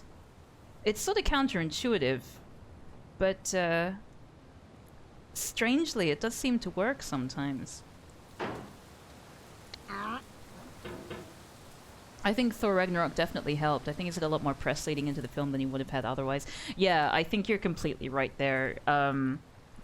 The fact that he was able to direct a superhero film, which is where all the money is nowadays, and all the fame, and all the exposure. People like, I loved Thor Ragnarok, it was so funny.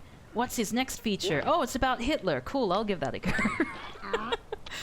That definitely helped. People trusted him, I think, to be able to make the film that he did.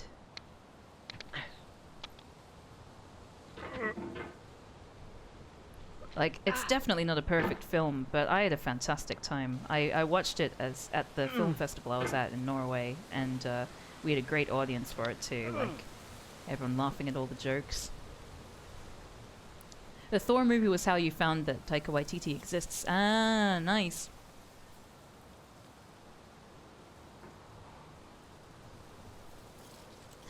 Yeah, I thought that Jojo Rabbit was quite clever. I mean, it could have done more. They can always do more. The friend who I was watching it with didn't like it as much as I did, and said some points that I thought were fair. But, oh, bollocks. I thought that overall it kind of did what it needed to do. And it's so hard to make something about Hitler and not have either people co-opt it to be ironic. Like, no one is... Like, his portrayal of Hitler, there are going to be no alt-right people trying to be like that or making memes. You know, like, it's just not possible. For one thing, the person playing Hitler is Jewish. Which, in a way, rules it out. But, like, it's just so silly. You cannot take it seriously. You cannot... like, everything is at the expense of Hitler there. No way you could glorify it. And I think that makes a huge difference. Yeah, he nailed preventing his work from being reappropriated. I think, actually, William, you made that point before on my Discord I got for Twitch subscribers.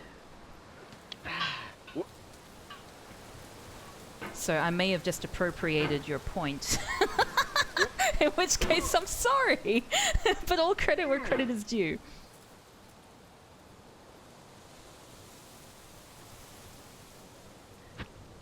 When Marvel actually gives the directors some free rein, it works out well. Yeah, and I think there's just something that's very charming about the Kiwi sense of humor as well. Like Peter Jackson, particularly his early films, had that kind of charm in it as well. This sort of like, we are the terminal underdog and we're cool with it and we're just gonna make fun of ourselves for it. I think that's really sweet. I know he said he did absolutely no research before playing Hitler because why would he? He's a trash person who doesn't deserve accuracy. I think it made such a huge difference there as well. Like, he just had the look. It just reminded me of when, like, like Zack Snyder makes a superhero film and just like does it all surface level, like, oh, this is what 300 looked like in the comic book, so let's like do all that. I'm not actually gonna think about the themes or anything. Let's just make that film. Let's make it look right. He nailed the Hitler look so well, and then like like nothing he says or does in the film has anything to do with what like we're taught about Hitler as a person, as a character, or anything, and it's fantastic. Like he's 100% like believable as a child's imaginary friend. The more I think about that movie, the more I like it. I kind of want to watch it again. The Bryan Singer method. Oh, I didn't read the X-Men comics, but I think we have a good story, and that's what matters. Oh! Okay, I'm gonna try one more. One more of these. Shit. And then one more pogo. Oh, okay. No, I'm gonna attempt one more pogo, like I say. Hang in there. Don't let it get to you. Fuck you. But also, let it get you a little bit.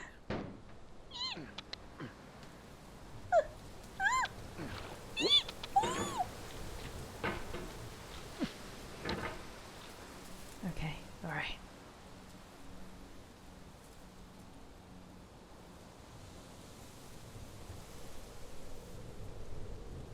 Okay. Alright.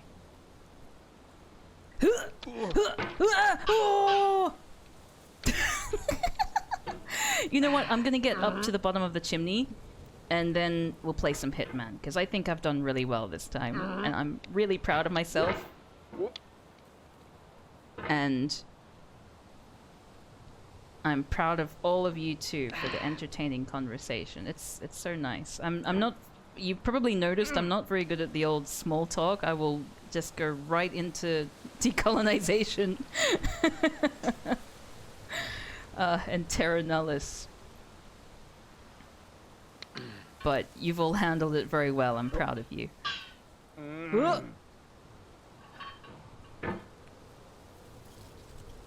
Oh yeah, stretch breaks are good, yes. Cosine daps. I don't understand what that is, but I'm just gonna dab whenever I notice that. It's probably a cultural reference that all the young'uns are doing nowadays that I just don't understand, because I'm old. Whoop!